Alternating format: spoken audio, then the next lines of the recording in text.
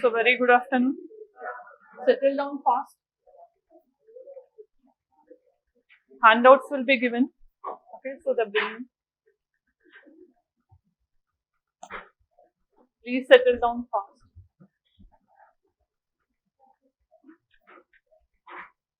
So let us see the topics which we are going to discuss for this week.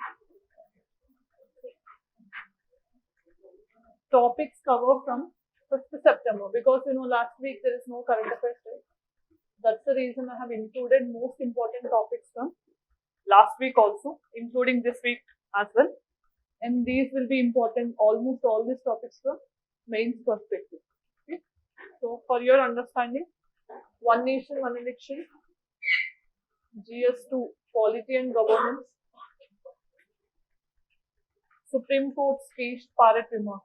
This is also GS2, Polity, WTO fish stocks, GS3, Economy,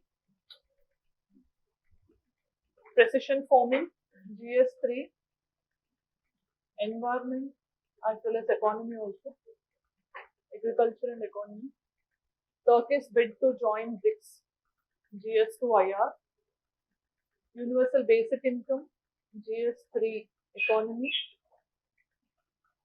Tropical Cyclones, GS1 Geography, Green Hydrogen, GS3 Environment, and Windfall Tax, GS3 Economy again. So then we have Basker Platform, GS3 Economy again, Port Blair rename, GS1 Geography, Culture, History, many things. Then Nipah virus, GS3 SMP, Public Accounts Committee, GS2 Polity, PM E-Drive, GS3 Environment, Mission Mountain, GS1 Geography, Great Sanchez Super GS1 Art and Culture, and Al Nazar 5. So this is with respect to GS2 IR. Right? So these are the topics which we are going to discuss. Entire these topics will be important from prelims perspective, and the other slide you have seen from mains perspective. Right? So the first topic of discussion, and like yesterday itself, Union Cabinet has given approval for implementing One Nation, One Election, which we also call it as simultaneous election, right? So this is the most important thing which can be asked in prelims as well as mains. So understanding this in 360-degree view is very much important, right? So first thing, what is simultaneous election? Elections will be held simultaneously to all the states only, to Lok Sabha as well as state assemblies, right? So if you have seen recently, we have 18th Lok Sabha, but at that time, only 5 states in India had simultaneous elections with the 18th Lok Sabha, right? Like Andhra Pradesh, Odisha, etc. So not all the states in India. So when we start conducting simultaneous elections to the state assemblies in the Lok Sabha together, right, at the same time, not neededly on the single day, but even in the same phase, okay? So in a phase or in one go, if we conduct elections, then that will be simultaneous election, okay? Not only with Lok Sabha and state assembly, but in case if you are connecting with the local body elections also, then that also will be under simultaneous election. Two main things is, in the very first phase, they will be linking Lok Sabha and state assembly elections together. The second phase, there will be a gap of 100 days, and in the second phase, they will be conducting elections to the panchayats and municipalities. So this is what the plan of simultaneous election, right? So now let us understand. So what is simultaneous election? So first thing, all state assemblies and Lok Sabha, they'll go together, okay? So for elections at the same time, right? Need not be on the same day. They can ask you again this, okay? So it need not be on the same day, but at the same time, right? So in one go. Then what will happen? It will restructure Indian election cycle, right? So now only 5 states have gone for elections with the Lok Sabha. That means all the 23 states have different time period for their own elections, right?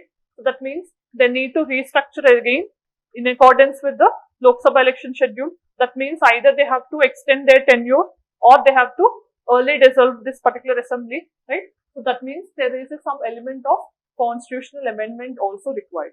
So till now, after independence, did we go any time for simultaneous election? Means yes, we have went for simultaneous elections.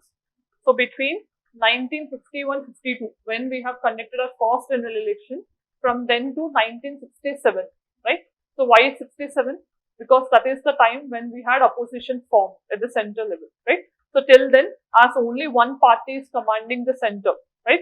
So there is no much difference in the state and the center. There is no dispute, ideological differences between the center and states. So then in 1967, first time, already elected government in Kerala under Namboodiripal, it was dissolved by the center by imposing Article 356 called President Rule. So then that cycle of going simultaneously for Lok Sabha and assemblies got disrupted for the first time. That means till 1951 to 1967, we had simultaneous elections only. That means 4 times it happened. 51, 52, 57, 62, 67. So these are the 4 times till now when we had simultaneous elections for Lok Sabha and the assemblies, right? So now again, we are aspiring to conduct simultaneous elections in 2029 if everything goes well, right? So because there has to be lot of homework and groundwork that has to be done in this regard, right? So that will be taken care by the government of India. Then what are the various committees and recommendations so far?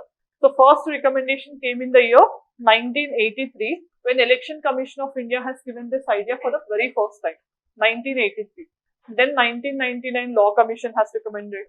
Then subsequently our Prime Minister 2016 he has given the idea because this is the most ambitious manifesto also, right, of the BJP along with Uniform Civil Code you can say. So then Niti Aayog also has said it is very good in case if we can go for one nation, one election, right? So or one nation, one poll also. So in that way, we have multiple recommendations in the past regarding one nation, one election.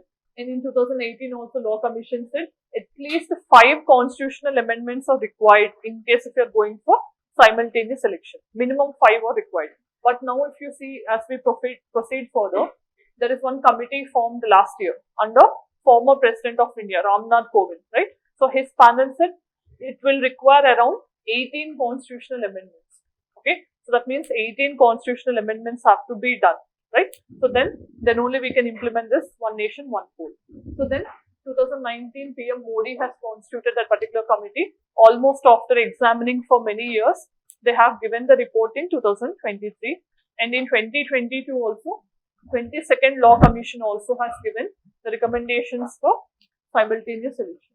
So these are the things, and they also have suggested Part 15A should be included in the Indian Constitution.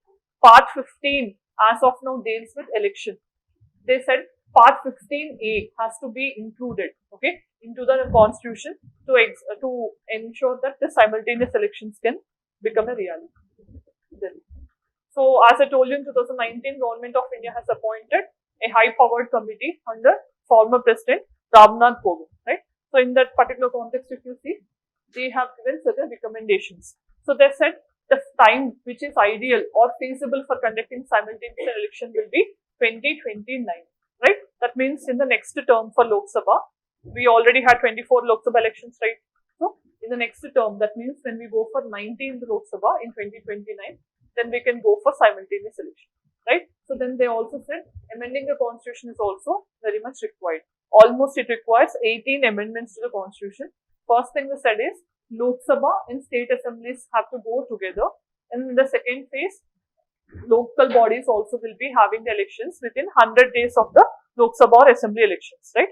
So for this particular thing, they say there is a constitutional amendment required. At the same time, state ratification also required. Why? Ratification by the states, at least half of the states, is required only when a matter is regarding the federal dispute or federal issue, right? So what is actually there here? State elections are taken care by the Central Election Commission only. But you have local body elections. Who are taking care about local body elections?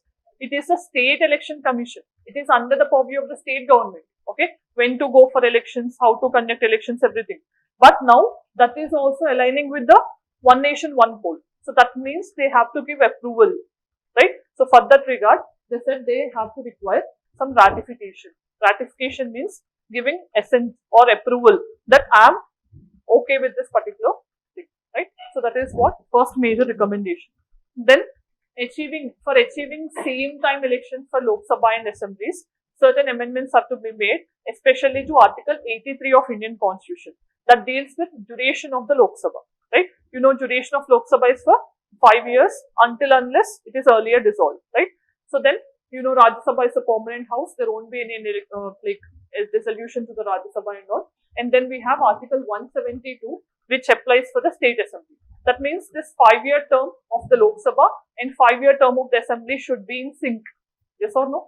Because now, as we have seen, 18th Lok Sabha term ends in 2029. But only 5 states in India's assembly's term end in 2029. Rest of all 23 states are having different timelines for their assemblies. So they have to ensure some sync. For that, they have to amend Article 83 and 172 also. That means premature dissolution or extending the term of certain assemblies have to be done, right? So then there is also a proposal to include 324A. Under 324 of Indian Constitution, there is one provision that superintendence and supervision with respect to elections to Lok Sabha and assemblies is with the Election Commission of India. So they said there will be 324A where not only elections to the Lok Sabha or the Parliament and assemblies, but local body elections also will be with the Election Commission. As of now, local body elections is in the purview of State Election Commission. That is also a constitutional body separate from Election Commission of India. So that also will be brought under 324 under the supervision of Election Commission of India with the help or the consultation of State Election Commission. So this is one thing. And then they also have given for single electoral ID and electoral roll. So as I told you just now, any parliament election or state assembly and state council elections will be taken care by Election Commission of India. So generally they'll prepare the list of electoral persons or voters accordingly. And you know, for the state or local body elections, there will be State Election Commission which will prepare their own list. So now, instead of having 2 lists separately for the local body and the parliament and state, they'll be having only single electoral ID or electoral roll, right? So for this also, there will be some amendment required. 325 of the Constitution will be amended so that there will be only one roll. That means if you are registered in that particular list, that means you can vote for parliament, you can vote for assembly and local body also. There won't be 2 separate lists from now on. So this also requires ratification because, you know, state issue is also involved. So these are the things which were recommended.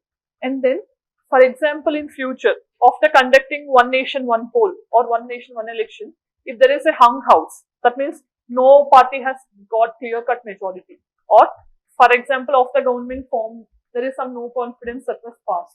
Okay, so NCM means no confidence motion was actually passed in the house. Then government got defeated. Then what should be done? Right? So that means this committee, Ramnath Kovind panel, has suggested only for the unexpired term. That means, for example, in the first 2 years itself, government got dissolved, right, by loss of majority, by losing the majority. Then only for the next 3 years only, the house will be electing the new government. Okay, so only for 3 years, it will not be for the next 5 years. So in that way, again, they'll ensure that there will be sync between Lok Sabha and the state assembly elections, right? So this is one thing. And Election Commission of India is also there to ensure that there will be logistic requirement also, like manpower, voting machines, right? So conducting for the huge country and huge democracy like India, you require manpower, there should be some technicalities also involved. And manpower, voting machines, everything has to be taken care of, right? So that also has to be ensured by Election Commission with the help of State Election Commission, right? Then, if you see, this simultaneous election or one nation, one election is not new only to India, but some other countries like South Africa, where generally they'll be conducting elections to the center and the states at the same time, and after 2.5 years, they'll be conducting to the local bodies. So that's a phenomenon already existing in South Africa. And in Sweden, if you see, almost every second Sunday in the month of September, for every 4 years, they'll be conducting elections to all the local bodies, all the local body in the state, in the center. That means all three levels will be conducted on the same day. That is the practice in Sweden, right? So then in Britain, if you see, there is a Fixed Term Parliament Act of 2011. So this is also saying when the British Parliament can end its tenure. Okay, so how to go for elections, everything is clearly defined in that particular law. That means all these are already conducting some form of simultaneous election, right? So with slight modifications. That means you can write about these practices also. Then what are the benefits? So why government currently is promoting this idea of simultaneous election? First thing is to ensure governance, right? Why? Because according to one study, every year 5 to 6 elections, not including local body elections, it can be by-elections or state assembly elections. Anyway, if you see, 5 to 6 elections are being conducted every year in India, any part of India, right? So like if the particular election is announced, like for example in Maharashtra, they're due in the month of November, right? So when once election commission announces the date, immediately model code of conduct comes into picture, right? Already in the month of May 2024, we had Lok Sabha elections. At that time also for almost 3 to 4 months, there is model code of conduct that is in force, right? So that means at that point of time, government cannot announce any administrative things and all, right? Because of model code of conduct and all. So that means all the time there is some disruption to the governance. So to stop this, they're going for this idea. Once if you go for election, once in 5 years, then there won't be these disruptions. So you can ensure smooth governance also. That's the main advantage. At the same time, there will be positive impact on the model code of conduct. Okay, every time you need not again say, like for example, if when you question the government will be saying there is implementation of model code of conduct, so we cannot implement this so and so scheme now and all, right? So that will not have any impact now. In case if you are going for one nation, one election. At the same time, political corruption. Political corruption means every time when there is election, right? So they'll be getting all the things done through different means, and again they'll distribute that money. Again they'll try to encash that particular money of the election. So this will be also be handled. At the same time, cost savings also. Multiple times you need not deploy, right? Once if you take that particular school or hospital, anything for voting as a polling station and all, so then once in one go you can conduct Lok Sabha and assembly elections. Need not pay rent and all the things for every time, right? So in that way, cost savings and as well as electoral infrastructure can also be saved. Then citizen convenience also, right? You need not again go to your own places every time to vote for elections. But for you people, as you get holiday on that day, you want multiple times. But generally, once if it is conducted, it is more convenient and feasible for the citizens also. Then curbing horse trading. Horse trading means you generally know, right? So once if there is assembly elections, if one particular person didn't win in that particular election, then in the Lok Sabha election, then again another party will offer the ticket, so he'll be shifting the party. Such horse tradings will not be encouraged in case if you are going for one nation, one election. At the same time, it also reduces voters' fatigue.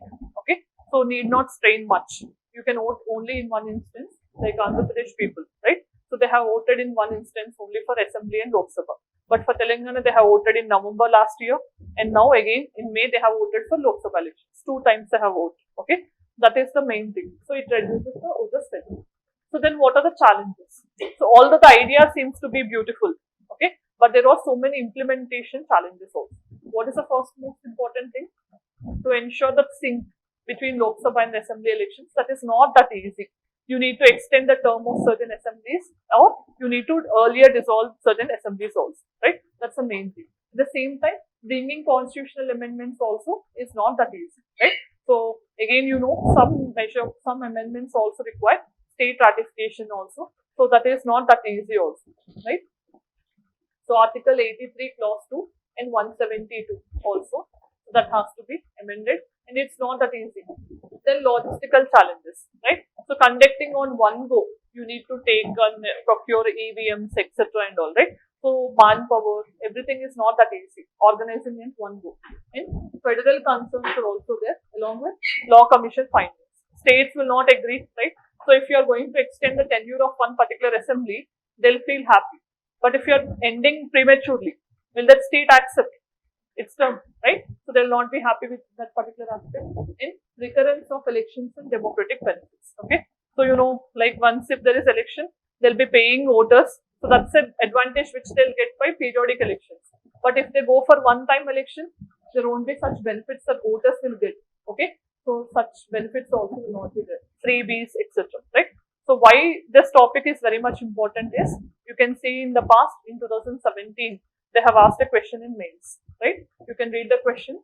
Simultaneous elections to Lok Sabha and assemblies will limit the amount of time and money spent in the electioneering, but it will reduce the government's accountability to the people. Discuss, right?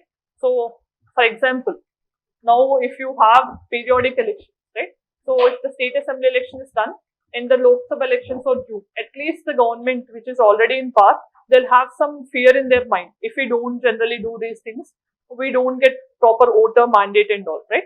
So, in case if they go for one go, for the next 5 years, they don't bother about the people whom have actually voted for them and all, right? So that's the main thing. That means lack of accountability also may be one reason.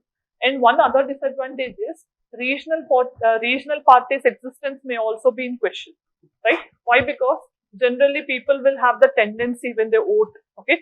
So in the Lok Sabha elections, they vote for the national parties, and in the state assembly elections, they'll be voting for the regional parties. But when you go for simultaneous election, then it may trouble the regional parties also.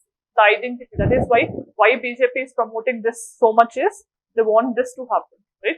So they want national parties to strengthen their political things. That's the reason. So it may threaten the regional parties and their existence also. That is one disadvantage, right? So clear with this concept. So then the next topic we have is recently Supreme Court of India has made a remark that CBI, okay, referring CBI as a caged parrot, okay. So you need to prove yourself that you're not a caged parrot, right? Caged parrot means this concept, right?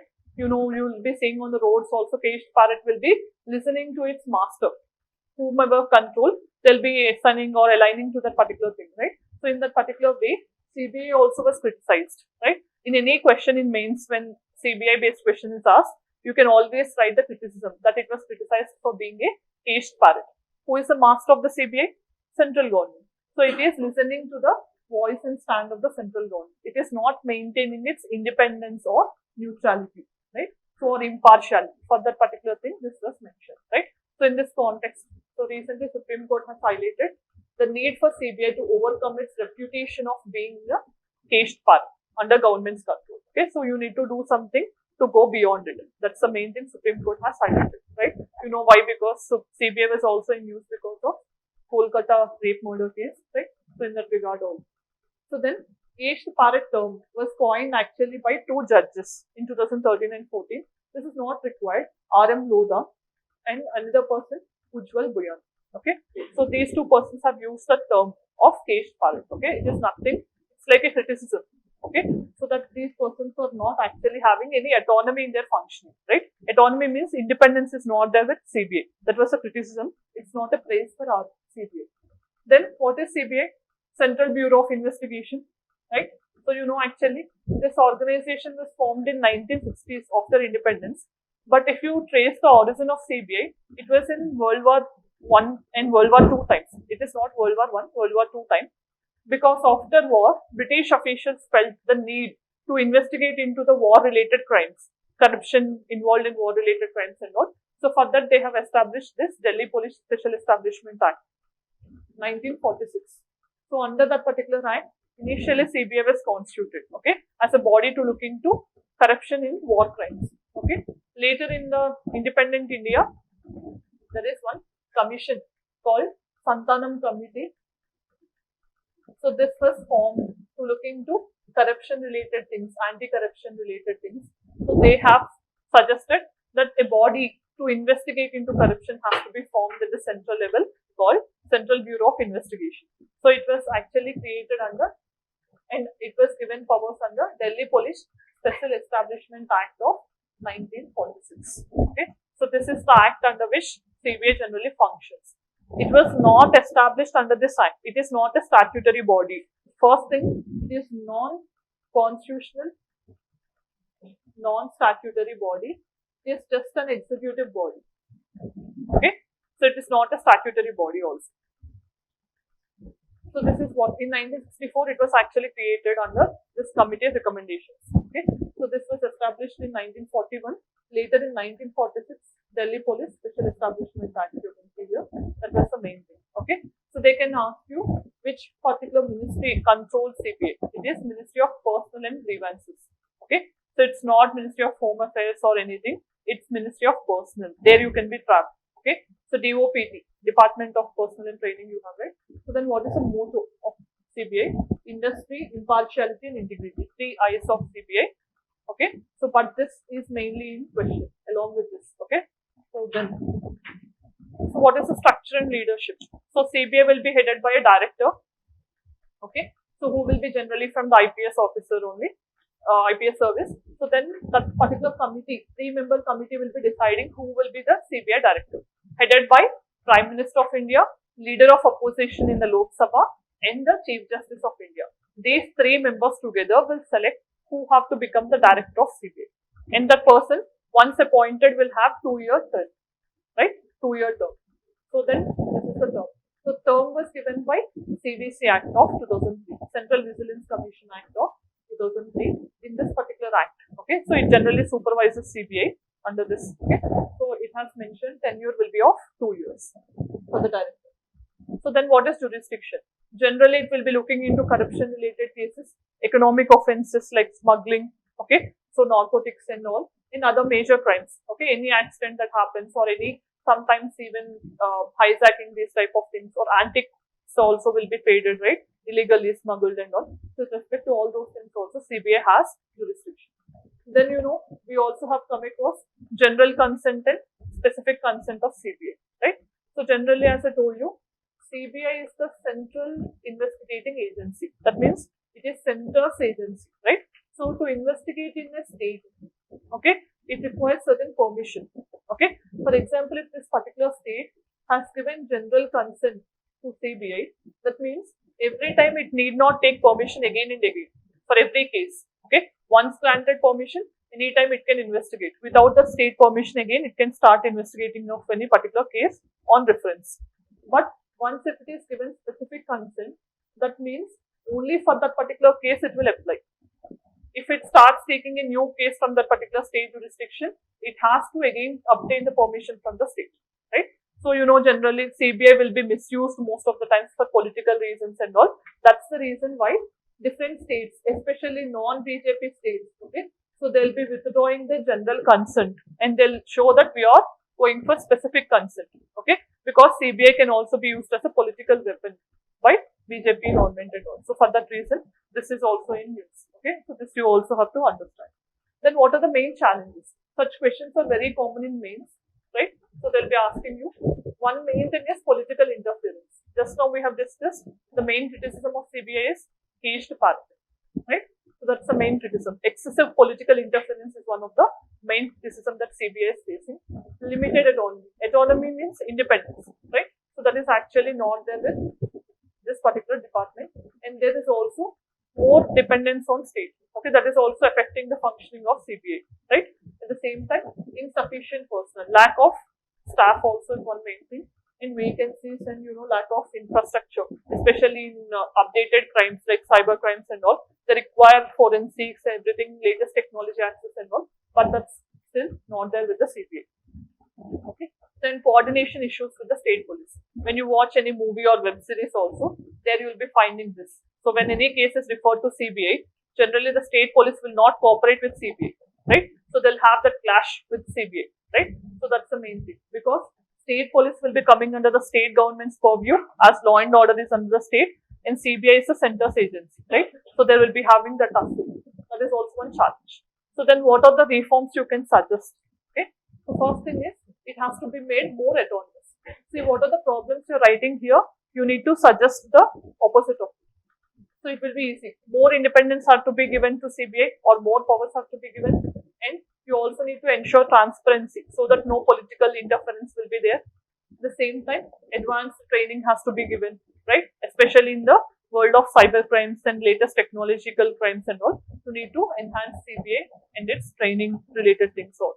Then next topic of discussion we have is WTO fish stocks. So like in WTO, which is World Trade Organization, especially established in 1995, right? So we have WTO established in 1995. Before that, we used to have General Agreement on Trade and Tariffs. So this is established in 1948. Okay. So this was replaced by WTO in 1995 with Marrakesh Treaty or Agreement. Marrakesh is the name of the place where this agreement was signed. So with this agreement, this particular GATT has transformed into WTO, right?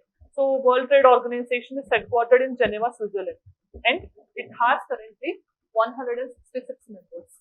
Okay, it used to have 164 member countries, and in the recent times, in the last year itself, 2 more countries got membership in WTO. So as part of homework after the class, just find out who are the 2 new members into WTO, right? That's a homework. So first thing, WTO means World Trade Organization, and it is there to ensure free trade, right? Barrier-less trade, right? That is the main objective of WTO. But in WTO again, when you're trading, right? So there will be some differences between developed countries on one hand and developing countries on another hand, right? So developed countries, already because of adequate amount of capital or investments they have or technology they have certain advantages, right? So already they got developed. But developing countries, they're suffering from poverty, lack of food security, right? So unemployment, many things. So here, if you see, the stand of any country will be different. Developed country, they can give more money to again uplift their people and all. But developing country, already they're facing so many problems. They also need to subsidize their people to ensure that they're overcoming their challenges and all, right? So in this particular issue, all the time, like in climate change also, we have this dispute between developed countries and developing countries. In WTO also, this issue is already there, okay? So especially in agriculture also, what US and other developed countries say is, we need to stop our subsidies to the farmers, right? Why? Because if you are subsidizing, that is what developed countries complain against India. If you are subsidizing, what happens? We can increase our domestic production, right? If you are increasing your own domestic production, then it is violation of free trade because you need to treat imports and the domestic products same. Yes or no? Once you are subsidizing and you are encouraging domestic production, that is against the policy of free trade. Always the developed countries will be complaining against India in this regard, right? Same way, we have the concept in fish subsidies also, right? So in the ongoing talks, what India is saying is, in developed countries, they're giving large-scale industrial fish subsidies. That means, for the fishing industry as a whole, they're giving huge subsidies. Because of which, what is happening? Overfishing, right? Beyond a certain limit is also happening. That may actually disturb the marine ecosystem also, right? So, entire biodiversity may be threatened. Once if you're giving more subsidies, what happens? It encourages more people to go for fishing as a sector. It becomes a remunerative thing and all. That means only the persons who is maintaining it as an industry actually gets profited from the particular thing, but not a person who is operating on the small scale. Yes or no? In India, if you see, fishing is not a major industry. We have different fishermen who are operating and all, right? So for us, it is the importance we have to protect about our individual fishermen or small scale communities. But on the other hand, developed countries are giving huge subsidies for the fishing industry as a whole, because of which overfishing is the main problem. So that is what India has highlighted in WTO, right? So you stop. That means developed countries have to stop subsidized fishing, especially to the industrial sector, fishing sector, right? And you need also to take care about the small sector farming, right? So the people who are doing fishing on a small scale, they need to be protected with subsidies. In this way, we have certain disputes. So India is advocating they have to control industrial fishing subsidies. Okay, it has to be made sustainable. Sustainable means once if you are doing entire fishing, then for the rest of the month you will not have any fish to catch, right? So that should not be the case. You need to do in a sustainable manner, right? So overfishing should not be done. Then current negotiations are going on. WTO is finalizing the second phase to address the subsidy issue between developed countries and developing countries. So not to go beyond capacity and not to go for overfishing. That's the main thing. An exemption clause was given actually to the advanced countries of developed countries to avoid any harmful subsidies actually. Okay, so they are given some permissions or exceptions to give certain subsidies, but not beyond it. So some special and differentiation treatment is also there for developing countries. So once if they feel any inadequacies there in their subsidies and all, they can question this in WTO. So such provisions are also included. Then what is India's position? India is in support of small scale fisheries, not in case of industrial fishing. At the same time, it also says about subsidy disparities. Okay, so developed countries always should not go for large subsidies. Okay, they're going for large subsidies and India is going for small scale subsidies. This should not happen. This disparity should not exist. Okay, and they're also saying polluters pay principle. Like in case if you're going for fishing, like you need to take huge vessels and all, you'll be polluting the environment, right? So at that time, who is polluting has to take the cost also of the particular pollution, right? That means the developed countries have to take a lead in this regard, so that whatever the harm they have done by overfishing or beyond a certain limit, they have to pay for that particular thing. Polluters pay principle, right? Who are polluting according to India is developed countries. So they have to take the lead in compensating again that particular. The next topic we have is precision farming, right? Recently, Union government has given almost 6,000 crore, right, for this particular thing. First, you need to understand what is precision farming. These type of things can be common in prelims-based examination also, right? Why? Because agriculture is the most favorite area of UPSC. They can ask you what is precision farming in simple, or they can also ask you what are the benefits or what are the processes involved in precision farming, right? Precision farming is nothing but precision, to be precise, right? So that means when you, whatever the data you collect from agriculture regarding soil health, moisture content, type of crop that can be grown, or to which particular agroclimatic region you belong, if you compile all this data and if you integrate advanced technology like GPS, GIS with this particular data, that is what we call it as precision farming, right? That means you can use the technology in that particular data to have prompt application of whatever things you do, right? So once if you have data, soil health, and you're using GIS, okay, so to identify where it is there and all.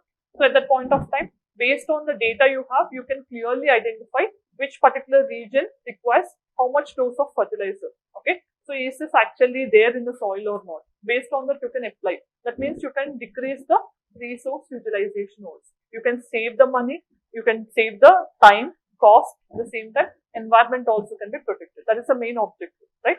So you can see all these latest technology like drones, AI, artificial intelligence, Internet of Things. If all these are used in farming, we call it as precision farming, right? So latest technology. So you can see here, first thing, GIS and GPS, okay, geographical information system and global positioning system. If they are used with virtual technology and remote sensing, then you can see along with artificial intelligence data collection. So you can get better decision making. So how much crop, how much nutrition you need to apply, or what is the soil moisture content and all. Based on that, you can take the real time action. So based on that, you can get the profit. So this is what the main objective of precision farming. So like agriculture has originated way back almost in 9000 BC, right? When we are in Neolithic culture, right? So then today, like we are in this stage, so where we manually have used our small tools at that point of time, right? But now, like using a small remote to operate a drone, you can control everything, like even the crop yield, everything, right? How much has to be applied in. And you see, in future, by 2030, agriculture technology, EgTech we call, so that is like expected to reach $95 billion record, okay, $100 billion approximately by 2030. That means this year end, this decade end. So what is precision farming, right? So almost center is investing 6,000 crores, okay, in this concept to increase main advantages, crop yield, okay, whatever you get in return. So it is on-site, also called on-site farming or site-specific crop management, where you'll be using the data collected along with GPS and GIS and data technologies. The main aim is to allow farmers to manage their crops with greater accuracy, right? Precision, how much ever you want to apply by knowing your soil health, okay, or condition or moisture content. Based on that only you will be applying. You don't waste anything here, like nutrition and everything, right? So it also helps in precise crop management without compromising the yield. That's the main objective. So already government has taken two initiatives here. Smart Precision Horticulture Program. It was launched under Mission for Integrated Development of Horticulture. Almost 15,000 acres are getting covered over a period of 5 years.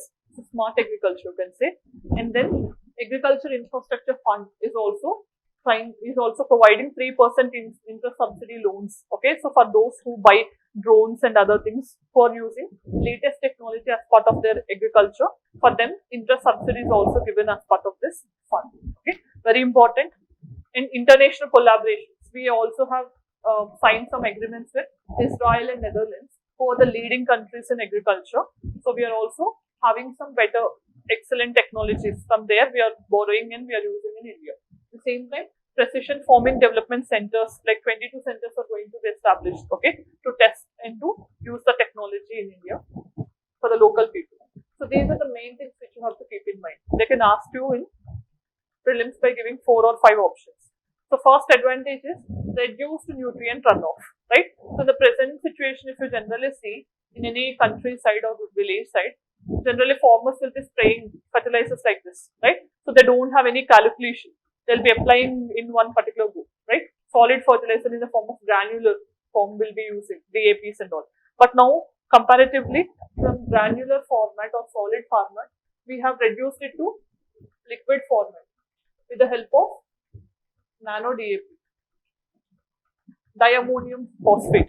Okay, the DAP that we have converted into nano form. Almost 5, like you can say, 50 kgs of granular DAP. You can convert into 500 ml bottle itself. So that much efficient, right? So it will be very short and precise also. In that way, we are reducing the nutrient runoff, because once if you're applying, for example, if this is a plant, okay. So if you are throwing like this, what generally happens if there is a rain? So only this will be absorbed by the plant and this entirely will be run off, right? So it will enter into the lakes and the nearby water bodies. Again, it gets polluted. Enrichment of excessive nutrition will lead to eutrophication.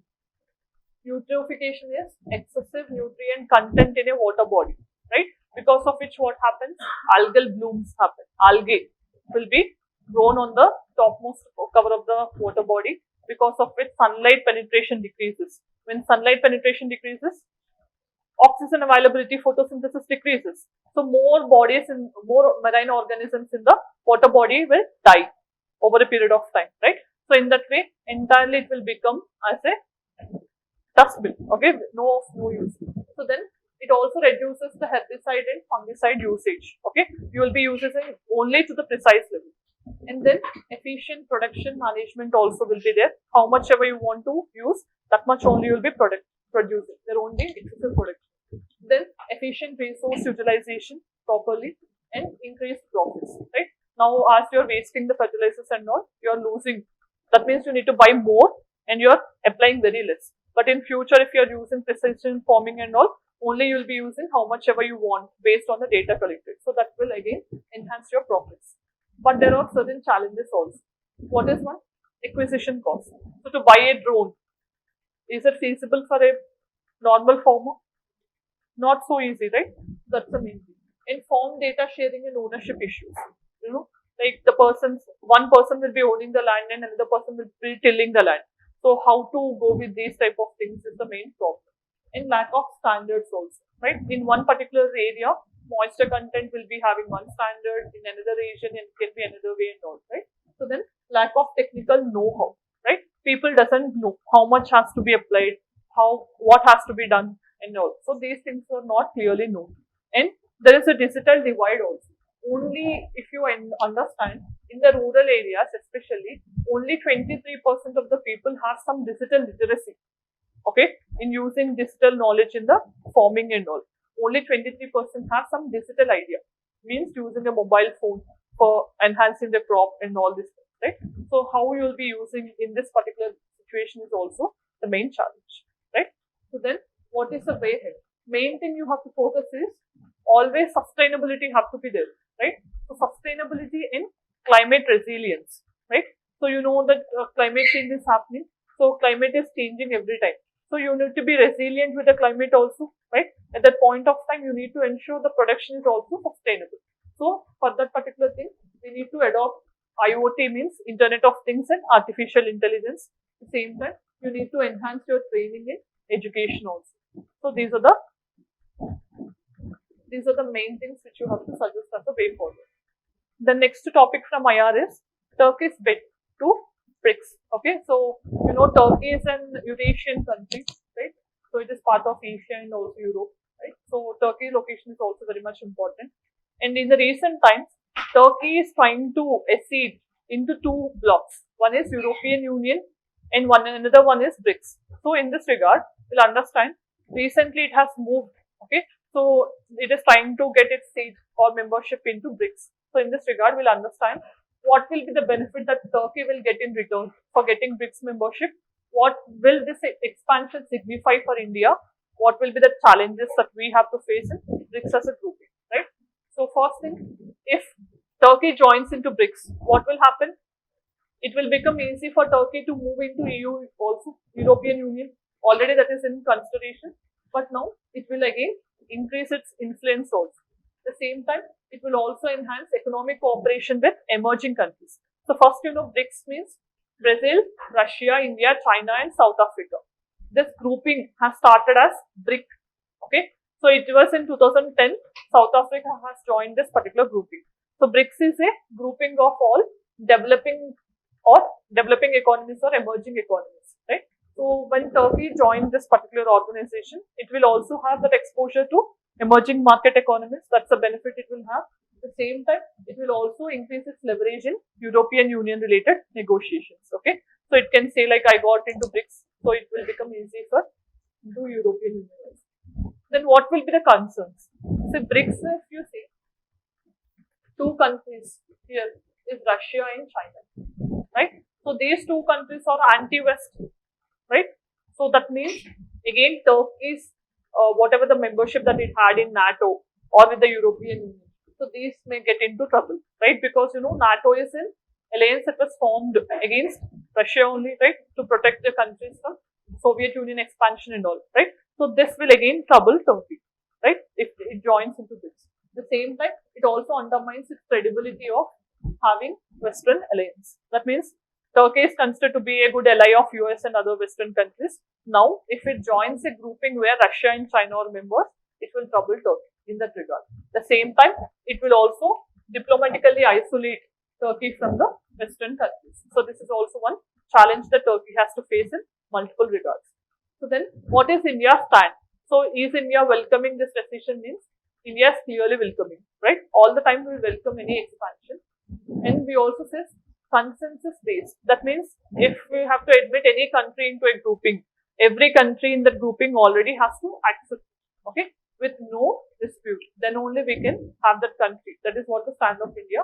And already in 15th BRICS summit that happened recently, 2023, in Johannesburg, in South Africa, India has stated this decision of welcoming Turkey, right? Already recently many countries have joined into BRICS. Okay, that was given later. So BRICS also is a representative of developing countries.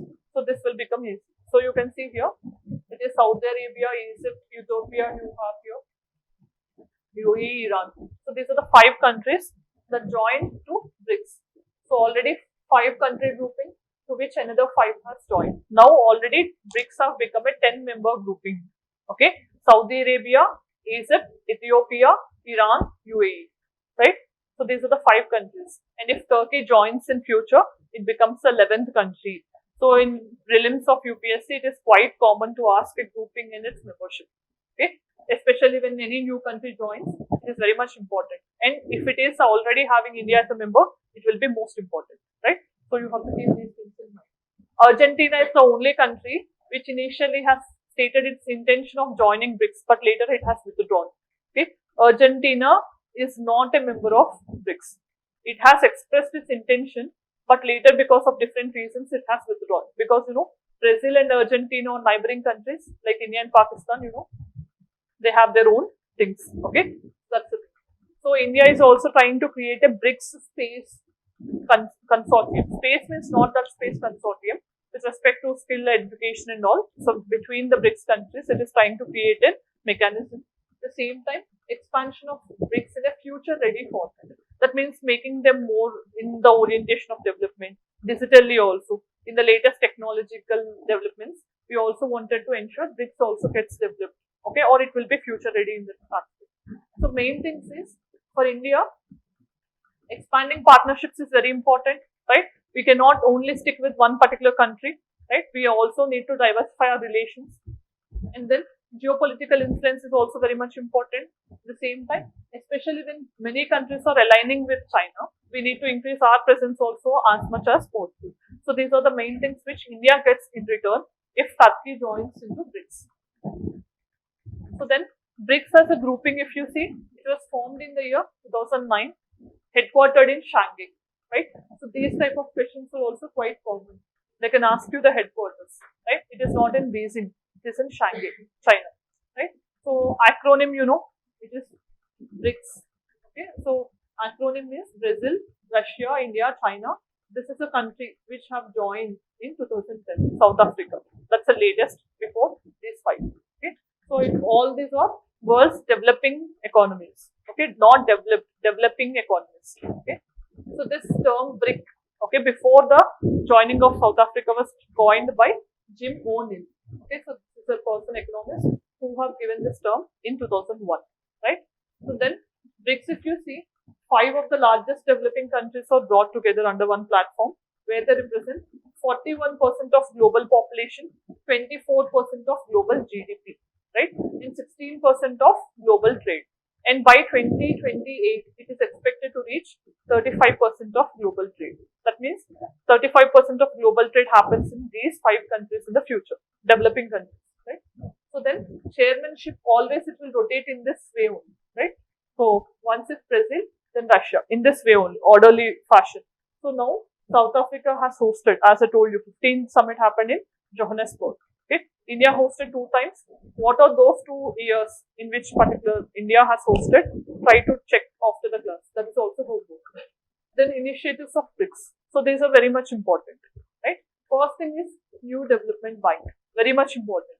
Okay, why? Because we already have 2 Bretton Woods institutions called World Bank and IMF, right? But those are majorly Western dominated banks. They generally give more loans and they're controlled by Western countries like US and European countries. So we are not getting equitable representation or equitable share in this particular organizations. So as an alternative, we have created NDB, New Development Bank under BRICS. So BRICS country members only have created another development bank, okay, as an alternative to World Bank and IMF. That is New Development Bank. This was created in 2015. Okay, in 2014, in BRICS summit that happened in Fortaleza in Brazil, Fortaleza Declaration, it has paved the way for NDB, New Development Bank. Okay, NDB in Fortaleza, Brazil, when the BRICS summit happened, then they have approved this particular fund. And then contingency reserve arrangement. So this is also very important. So what is contingency reserve arrangement is? So you know generally when a country undergoes balance of payment crisis, like we have experienced in 1990s, right? What is balance of payment crisis? Whatever the things you're earning, if they're not sufficient to pay, okay, so you will be under some crisis, right? Same way in 1990s, we are importing more and we are exporting very less. That means what you are paying through imports is very high than what you are actually getting in the form of exports, right? So at that time we have approached IMF and they have given us conditional loans. So they said you need not be a closed economy. Once if you open your economy only, we'll be giving you loan. In that way we have introduced LPG reforms. Same way, this contingency reserve arrangement is one main mechanism which will facilitate in case if any member country among the BRICS will face such BOP crisis in future, this reserve arrangement will have certain money kept under it. So that money will be used to bail out the particular country from any crisis, right? That's the main thing. Then BRICS payment system, like how you have UPA and all these things. Same way, BRICS payment system was also being planned among the member countries. So then customs agreements will be there so that you will not have more duties levied among member countries trade and all. And then remote sensing satellite, like how we had SARC related GSAT-7, a communication satellite for SARC countries gifted by India. Same way, we are also planning a remote sensing satellite for BRICS countries. Remote sensing satellites generally observe the Earth, okay, its natural resources and other things. So next new initiative is, this is also in news, they are going to launch a new currency, like how Euro is the currency of European Union. Same way, BRICS countries are also trying to launch a new currency because all these countries are developing countries. So in future, all these countries wanted to replace dollar as the international currency. So they wanted to go for a new currency, de-dollarization, means not using dollar as an official currency, okay, in terms of trade.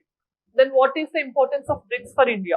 You know, geopolitics is very much important, right? Brazil is in South America, Russia, then China and South Africa. 3 continents are covered at least. So it is very much important. Again, you need to balance between US and Russia. Global economic order, all these are developing countries. So any disturbance in these countries will also have worldwide impact. So they need to ensure this by having financial stability. And they are also representing developing countries' voice. Okay, voice of developing countries in global south also. Except if you exclude Russia. Then all the countries are also becoming the victims of terrorism. So that also need to be tackled, right? So these are the main things which it signifies for India. Then coming to challenges, economic divergence is there. Okay, that means although all 5 are developing countries, but still there is a lot of divergence. Okay, so Brazil, if you see in the recent times, it is facing so many recessions, right? What is recession? If you face slow economic growth rate, okay, negative economic growth rate in 2 consecutive quarters, we call it as a recession, right? So prolonged recession will lead to depression, right? Economic depression 1929 we had, right? So same way. So this is what Brazil is facing such recessions, okay? But in India, if you see India and China, they're positively growing, right? So there is some differences in these countries also. Then political differences also, like you know Russia and Ukraine war. So some countries like India are neutral, but some countries are in favor of US. Some countries are in favor of Russia. That is one thing.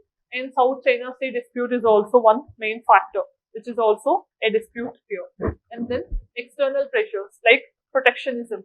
Globalization is opposite of protectionism, right? So for example, if you generally have barrier-free trade, okay, then we call it as globalization, globalized civilization. But if you say make in India, Atmanirbhar Bharat, what does that signify? Protectionism, okay? So if Donald Trump becomes the president, he'll say American first, right? That is also a protectionist measure. If Donald Trump comes into picture, definitely again he'll wage war with China, right? So like he don't know what will happen in what comes to his mind in which point of time also. So those things will generally happen. So these things also will trouble these countries. So nationalism or any populist measures taken by any country president and prime minister, that may also become a challenge in the relations of BRICS countries. Then what is the way forward? So reforming the multilateral institutions. So if you see, except Russia and China, right? Brazil, India, South Africa, you have recent members like Saudi, UAE, Iran, all these countries. Any one of these doesn't have membership in UNSC. India is always trying for UNSC membership. United Nations Security Council. Only P5 countries have permanent membership. All other are non-permanent countries only for 2 year and 10 years, right?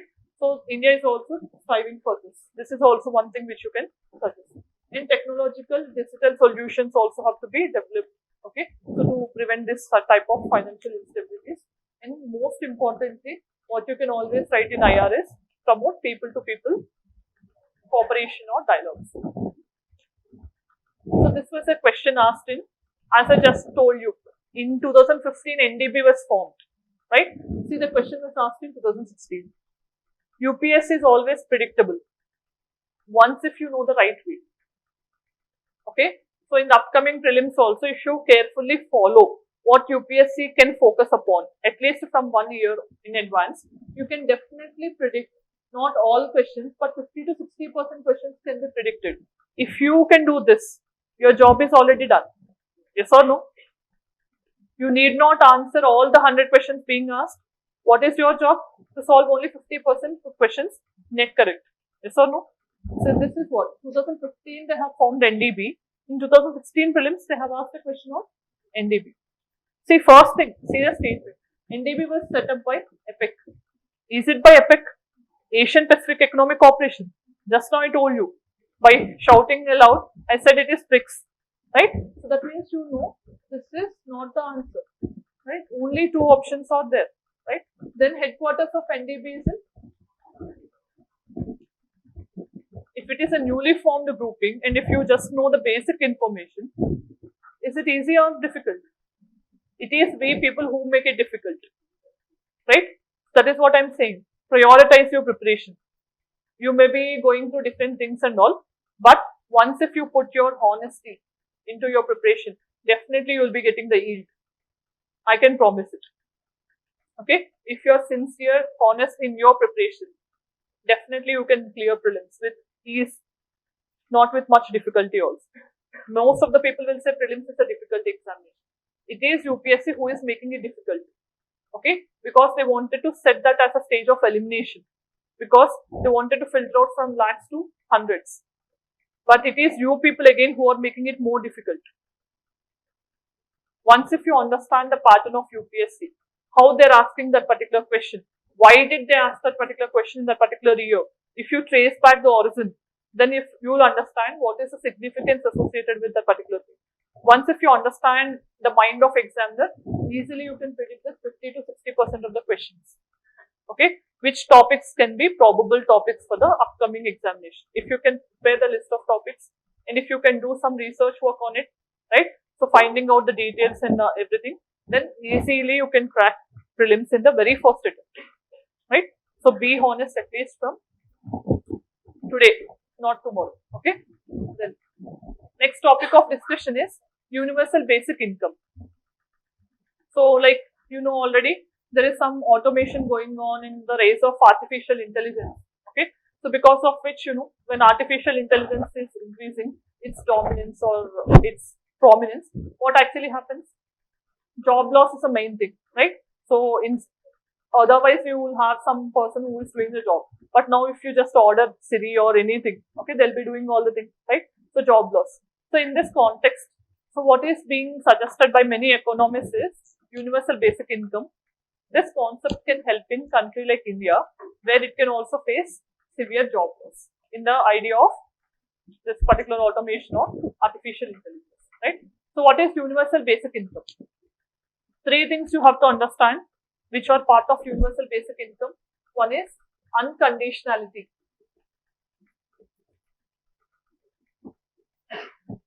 Universal.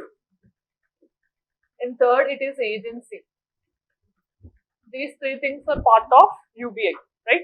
Unconditionality means irrespective of any condition, like your financial status or your particular society, like social strata, anything, okay?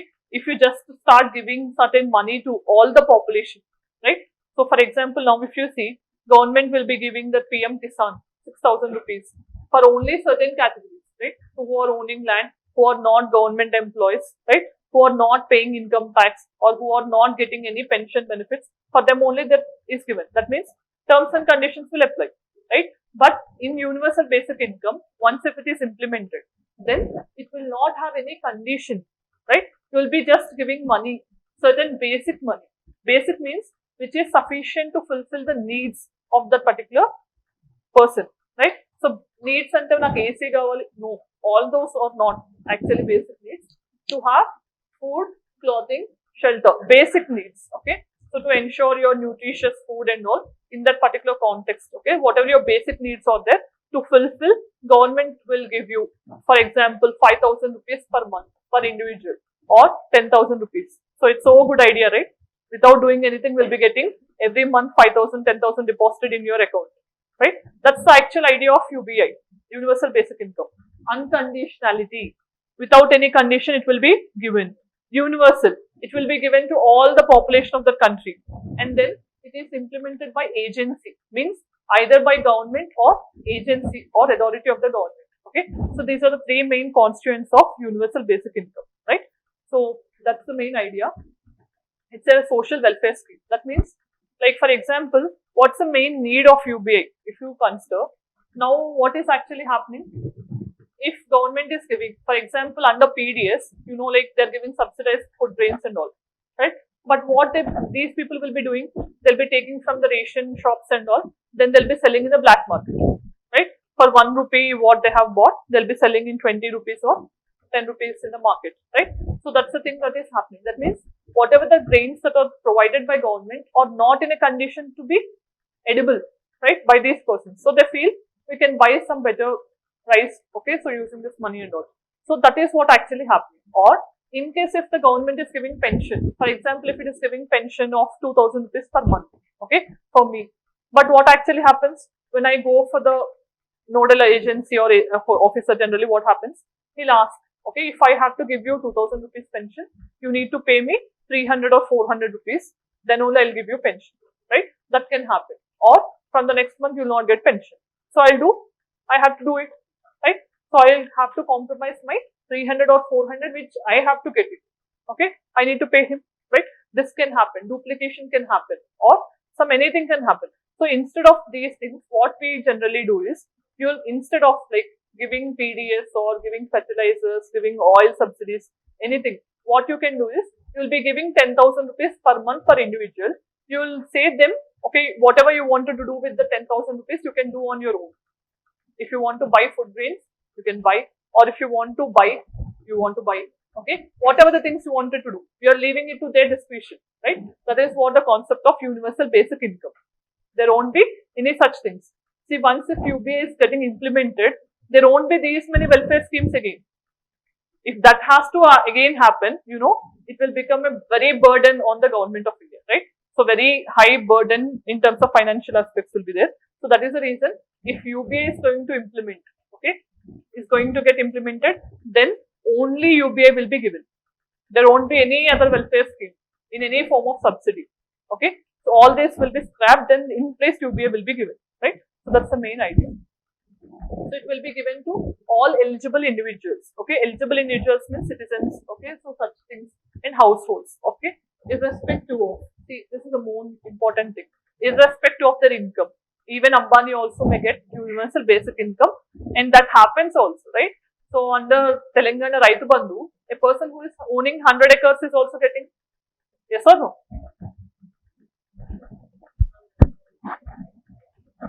That is what the challenge, inflationary pressure that creates, okay, that happens with UBA, right? So then actually this idea was first time mentioned in 2016-17 economic survey, right? But now the current economic advisor, Anant Nageshwaran, so he said this idea is not actually having any use, okay? So he said present government is not in favor of UBA, right? Congress all the time will promise, in case if we come to power, will implement this UBA, right? So even the Prime Minister also said, like, once if you elect me, 1 lakh rupees gets deposited in every account. Okay, so those things will not be actually remembered by them, but that's a different story. Advantages. So first thing, in combating poverty, every month if you're giving certain income, okay, certain money in the form of basic income, right? No one will be poor, right? Then direct financial support. Government is only giving directly to their bank account, DBT, direct benefit transfer, right? So then financial inclusion.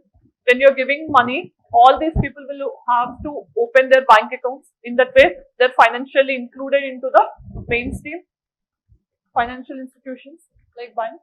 And elimination of targeting errors. Targeting errors means, generally in any scheme, so many errors happen. So instead of one person, another person's name will be placed. Okay, so beneficiaries will be removed from the list and all that.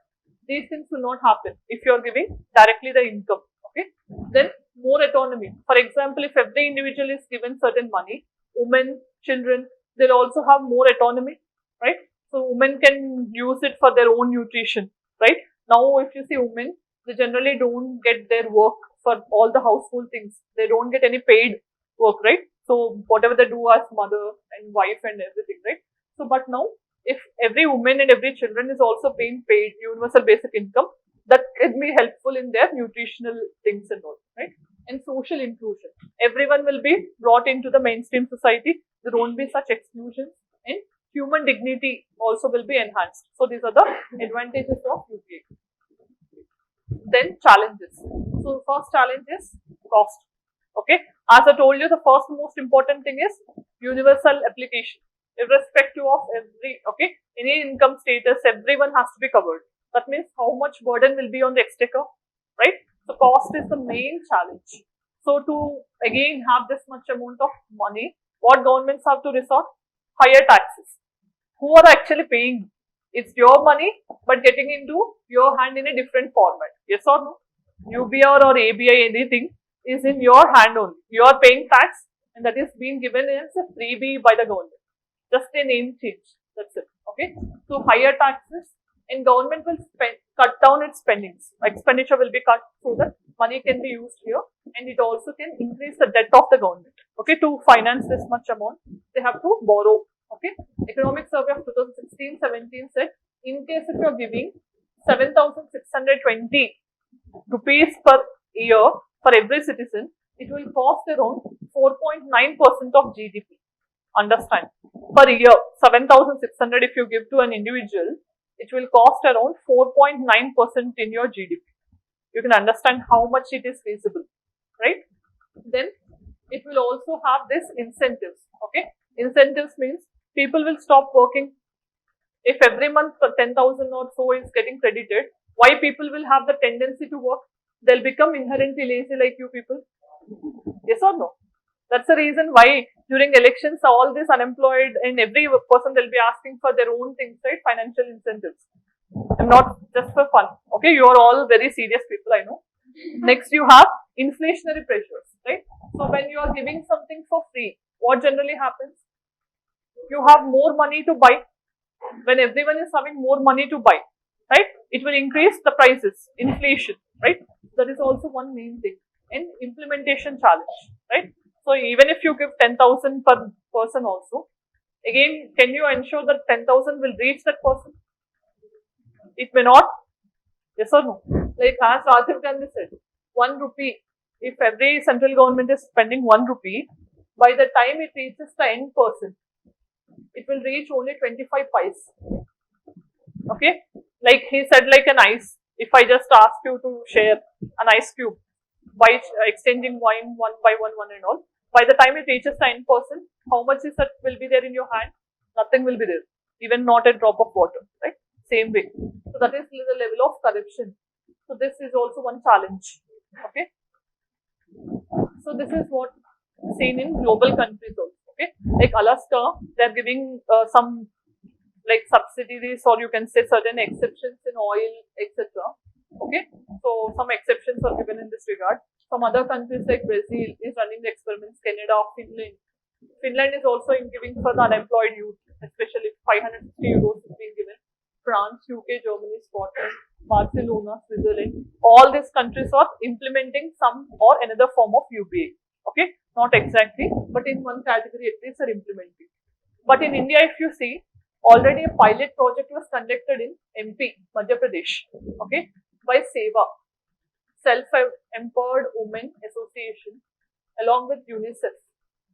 So they have conducted this, and when you are giving UBI, there is very good growth in individual level. Okay, so that is what I actually observed. But still, you know, again, when you are implementing in a very small area, it may have given good benefits. But implementing in a country as a whole may actually be different. So then, what are the alternatives you can suggest? Targeted cash transfer. Instead of giving food grains, you just give 5,000 rupees for food grains. Okay, so they'll buy better food grains for whatever they want, right? If they wanted to eat rice, they'll buy paddy. Otherwise, they'll be buying wheat or some another thing, right? So you cannot just give only rice and wheat. So that can be done. And expand the employment guarantee program like MG Narega. So MG Narega is only there for rural areas. So in urban areas, there is no right to work like MG Narega. So you expand this. This is a main program which will elevate your poverty. At the same time, it will boost your consumption also. See, understand the link. In MG Narega, if you do an unskilled work in a day, you will be paid like around 180 to 200 rupees per person, right? So with that 180 to 200, he'll be using at least 50 rupees or 60 rupees for buying some particular thing. In that way, some consumption is happening. So consumption again stimulates your growth. In that way, one form or another, it is again helping in the country's economic growth. Yes or no? That is how these plans or actually these programs are planned. But these things are not there in the urban areas. Okay, this is helping in rural areas. Then strengthen public distribution system, PDS, you know, like, right? So this is generally a common phenomenon where black marketing, hoarding, all these things will be quite common. And then invest in skill development. Pradhan Mantri Kaushal Vikas Yojana. Okay, skill development. Okay, enhance skills. The same time, increase microfinance and microcredit. Self-help groups. NABARD is a refinance agency. NABARD generally it will not give direct loans. It will refinance to the banks. Banks will be giving you to the people. Okay. And Mudra. Mudra is also a microfinance agency. So these are the schemes already implemented. But again, some other schemes also in this particular way has to be developed. Then any change has to come gradually, right? Suddenly, if you phase out all the welfare schemes and you start implementing UBI, people will feel it difficult, right? So, what are the other alternatives you can suggest? Rather than giving UBI, you can start like giving it up campaign. You know, already LPG cylinders also give it up campaign, right? So, the elite people or who are wealthy and affluent, they were actually asked to voluntarily give up their subsidies, right? So, give it up. The persons who can afford, they can give up their subsidies. At least some money can be saved from the particular way, right? So at the same time, name and shame. If the person is using a Benz car and if he is using a ration card, then what you should do? Name and shame. At least they'll try to cut down their own subsidies, right? So in that way, we can save certain money. So these things have to be done as an alternative, right? Then.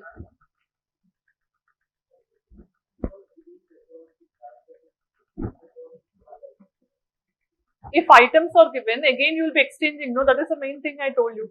Food grains, if you are giving me rice and wheat, I'm a person who generally eats every day millets or something. Will I find it useful? I'll exchange that and I'll try to buy what I want. Hmm. How can you decide which particular thing has to be given? You know, the food basket of India is very wide, right? So we have lot of things which we generally prefer, right? You cannot say that this will be the main thing which can be given. Staple foods are rice and wheat. That's the reason why we cover those under PDS. But those are all. That's what I'm saying. I'm not again saying the people should eat those only. Okay. I'm saying as the government is trying to do certain things. Okay. So if they provide quality food grains, this black marketing exchanging will not actually happen. But when they are going for poor quality food grains and all, these things happen generally. But again, what is the main objective of giving PDS? To stop hunger, okay, to remove from poverty, to ensure nutrition and all. But are these getting fulfilled? No. That's the main thing, right? You are about to ask.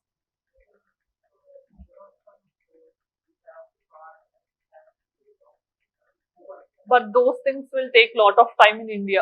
Okay, so practically it is not that much easy to implement. Okay, rather than that, see generally if, during your birthdays also, like if your parent is buying something and giving you, you'll think like if instead of giving this particular gift, if he gives me 500 or 1000 rupees, I'll buy whatever I want.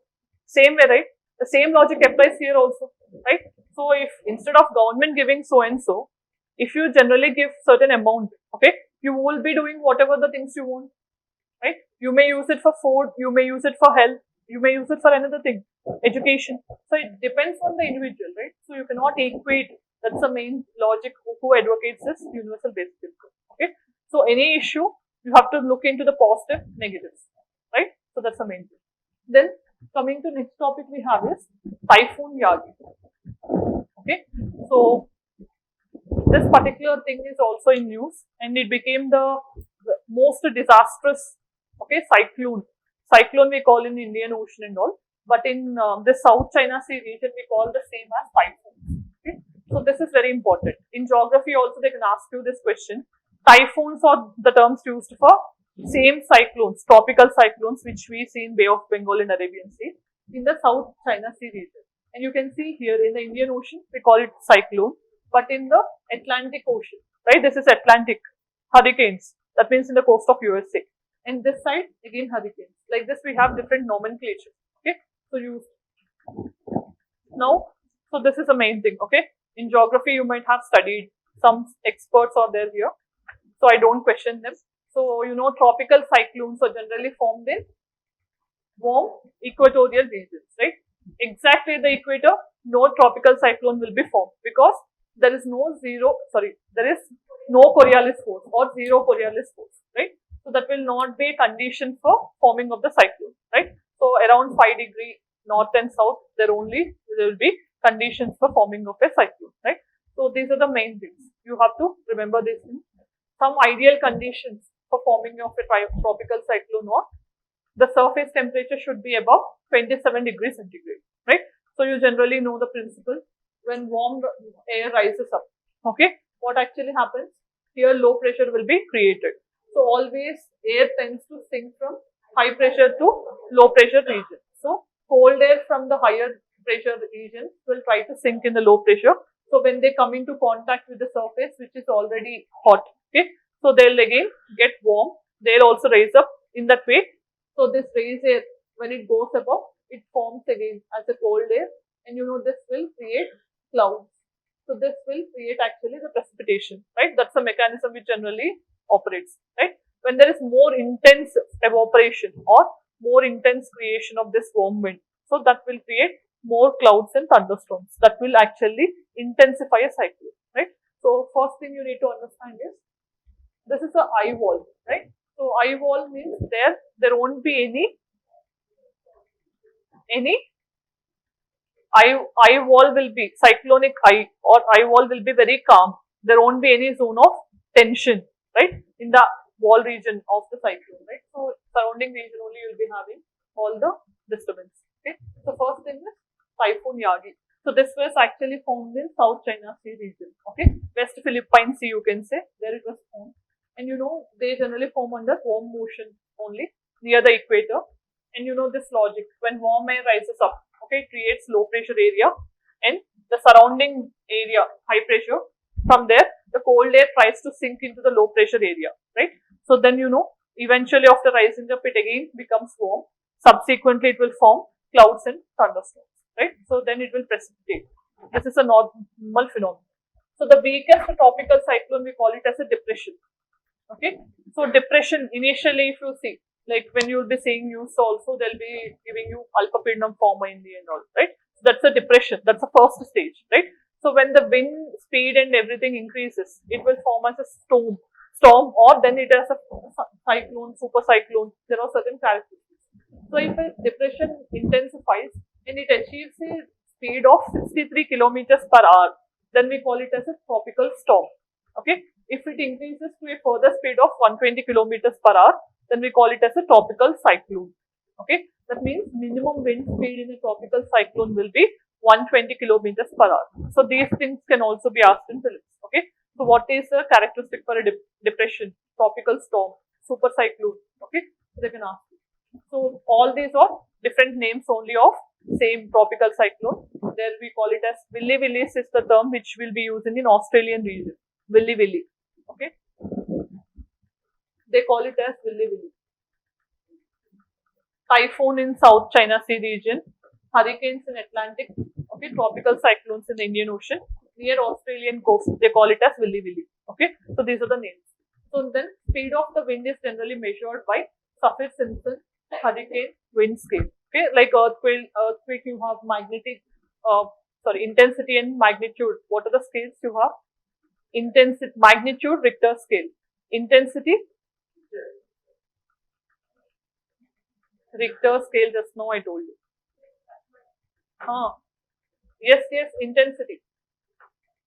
Yes, you are correct.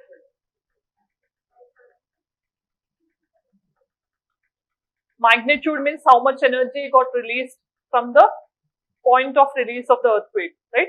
Intensity means how much is the damage.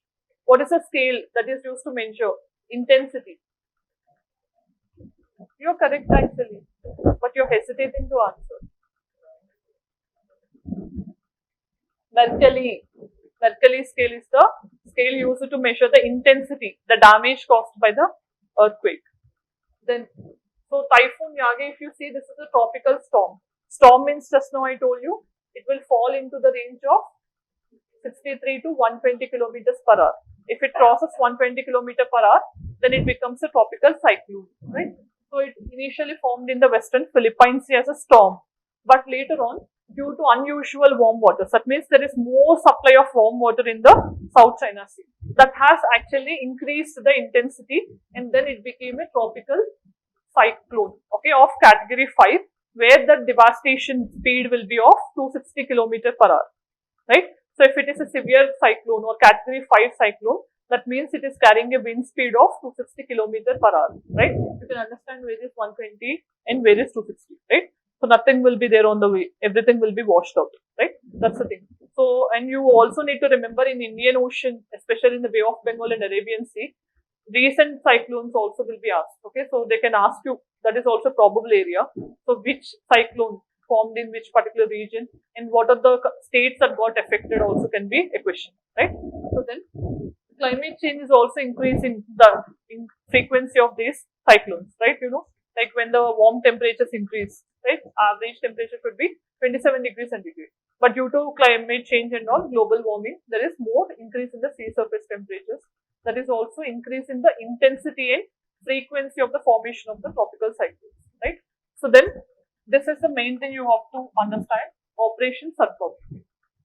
Okay, Sadbhav is the operation launched by Indian government to supply all the aid and assistance to the countries which are suffered by this particular typhoon. Okay, Laos, Vietnam, Cambodia, Myanmar.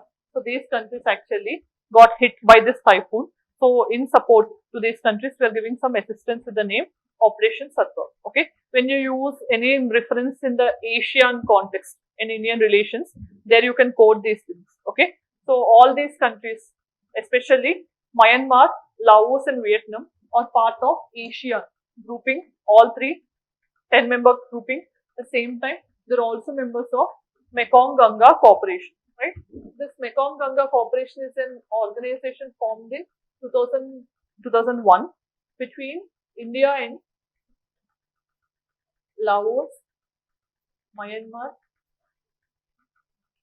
Vietnam, Cambodia, Thailand. So this was asked in UPSC prelims already, okay? So Mekong is a river which flows in these countries, and Ganga, you know, that's a river which flows in India, right? So a cooperation between these country rivers, okay, we call it as. So here you can see there are 5 countries in India, totally 6-member grouping, okay, Mekong Ganga Cooperation. So these countries are covered under Sadbhav, like Myanmar, Laos, Vietnam, are part of ASEAN as well as Mekong Ganga Cooperation, right? Next topic is green hydrogen, right? So green hydrogen, if you see recently government also have taken this as a priority because, you know, we are shifting now from fossil fuel to renewable energy sources, right? Especially when you're shifting towards renewable energy like solar energy or wind energy, which are readily available. But still, you know, there are so many operational challenges also, right? So you need to install solar equipment and all. That will take some raw materials also. It will require some raw materials like silicon, rare metals also. At the same time, cost of installing is also very high, right? So land is also very much required and all. But you know, government, why it is considering hydrogen as a main energy source is because of its easy availability. In the universe, if you see, most abundant elements are hydrogen and helium, right? So it is very cheaper available. But once if you start leveraging that particular hydrogen as an energy source, then it is easy. But initial thing will be very difficult. Okay. So first thing is how hydrogen is generated through the process of electrolysis. Electrolysis is a process where water will be split into oxygen and hydrogen. So that hydrogen will be used as energy, right? So once, and you know, there are different shades of hydrogen. So this is very much important. Okay. So green hydrogen means the hydrogen which is generated from renewable sources like solar energy and wind energy, right? Grey hydrogen means when it is generated from fossil fuels like coal. But whatever the emissions that are released as part of the process or not actually captured but. Okay, blue hydrogen means again you are using fossil fuels like coal and all, but the emissions which are released into the atmosphere, you are capturing and you are sequestering them into the ground. Okay, that means at least somewhat cleaner alternative you can say. That's a blue. Okay, so these are the things. Blue you have, so here it is captured and stored, and turquoise is one color where you are using this through the methane process and all. At the same time, gray is where you're not actually storing or capturing the carbon. Emissions are getting released into the atmosphere. Then brown hydrogen is where you'll be using natural gas but no, again, carbon capture. Okay. Pink hydrogen is also in use. It is also very much important. You add it there. Pink hydrogen is generated from nuclear energy. Hydrogen generated from nuclear energy is called pink hydrogen. Okay. So India is also trying to develop that particular thing. Okay. It's very much important. Last year, they have asked a question on green hydrogen because we have launched a national green hydrogen mission. Okay, in 2023, and we have given certain funding in union budget also. Right. So first thing, if you see the data given by MNRE, Ministry of New and Renewable Energy, if you are using green hydrogen, then emissions generally do not exceed 2 kg carbon equivalent per kg of hydrogen. That means very less carbon emissions will be released. But whereas if you are using grey hydrogen, just now I told you, grey hydrogen, there won't be any carbon capture. Emissions are not captured. Then you can see, for the same amount of hydrogen used, there will be 10 kgs. Here 2 kgs, here 10 kgs. That means more emissions will be released. So green hydrogen is comparatively cleaner in terms of use, okay, environmental use. So who is actually implementing this green hydrogen mission is Bureau of Energy Efficiency, that is under Ministry of Power. Bureau of Energy Efficiency. Okay, so it is under Ministry of Power. You know this energy efficient lights and all, LEDs and all, that is taken care by BEE, Bureau of Energy Efficiency. Okay, so then initiatives. So these type of things also can be asked in prelims. Okay, so recently in 23 they have asked a question, which is the international solar powered airport in India, Kochi. Okay, Kochi became the international solar powered airport fully. So in that context, I have asked which airport. So that means you think and you understand they're not only asking the conceptual questions, they're also asking factual questions, right? So sometimes, because they wanted to make it as the exam of elimination, right? Sometimes you need to focus on certain facts. So in that context, if you see, Oil India Limited, okay, it has developed India's first 99% pure green hydrogen plant in Assam's Jorhat region. Okay, so it is first almost in India, 99% pure hydrogen plant.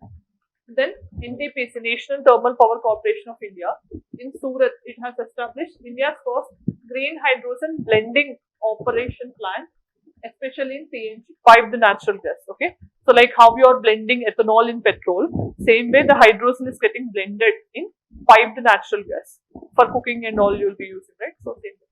Then Petroleum and Natural Gas Regulatory Board. So this is also has given approval for 5% blending that will be increased over a period of time to 20%. Like how ethanol is blended with petrol, same way this will be blended with PNG. All the time you remember, green hydrogen will be blended with piped natural gas, okay, like ethanol and petrol. So Green Billions is one initiative where they're converting certain waste to hydrogen. Okay, from waste will be generating hydrogen. Then Strategic Clean Energy Partnership. This is also to increase the research, finance and energy in the domain of green. And then Union Ministry of Petroleum and Natural Gas also launched India's first green hydrogen fuel cell bus. Okay, fuel cell means which mainly gets power from hydrogen energy, that we call it as fuel cell, right? So such bus was first time inaugurated in New Delhi in the year 2023. So these are certain facts, but can be asked as we are shifting towards renewable energy. Then what is the main advantage if you shift towards green hydrogen? First is emission cut, right? As it is a clean fuel, emission reduction.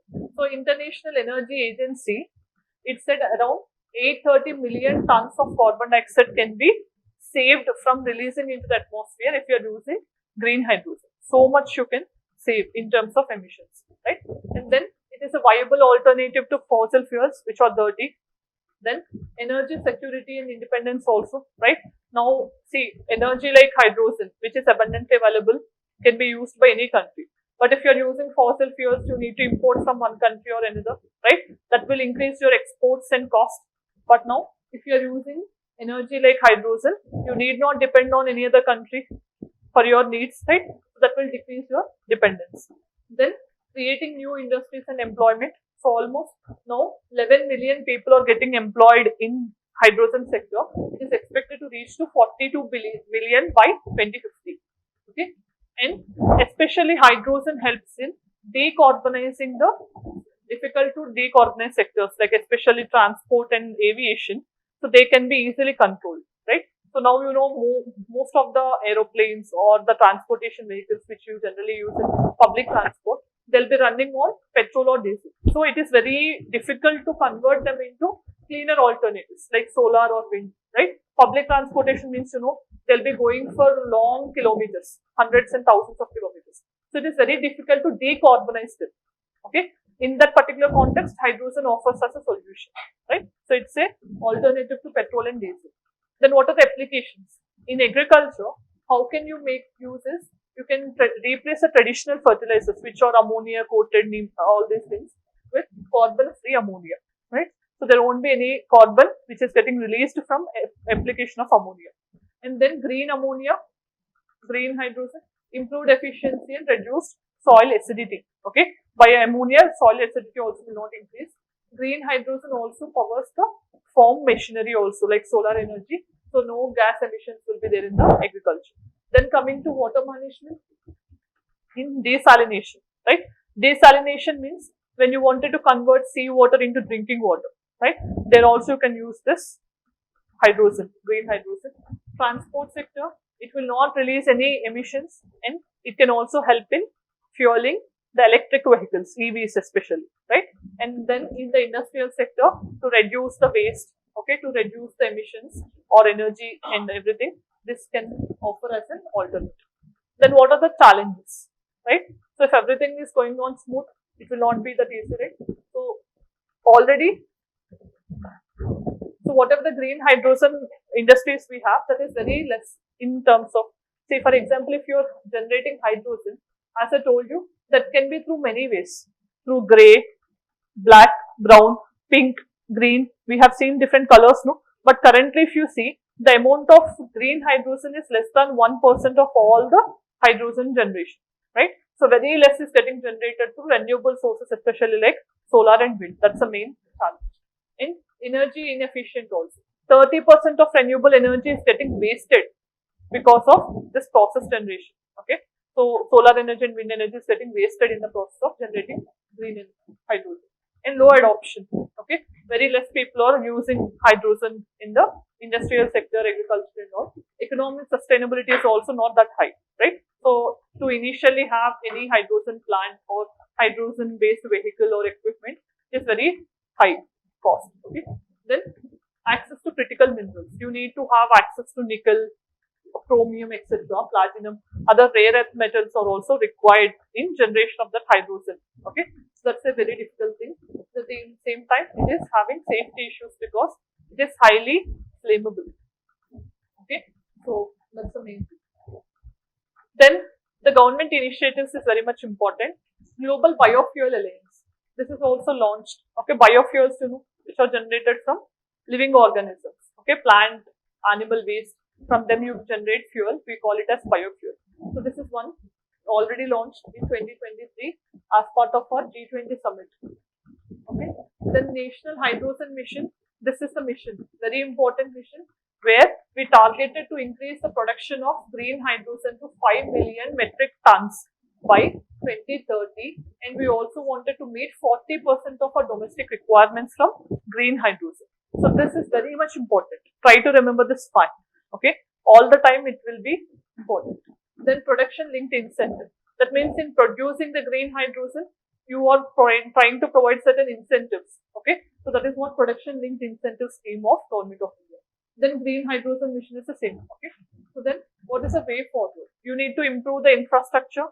You need to give more subsidies and you need to create awareness to the people in using and utilizing the benefit from green hydrogen, right? So then next topic of discussion is windfall tax.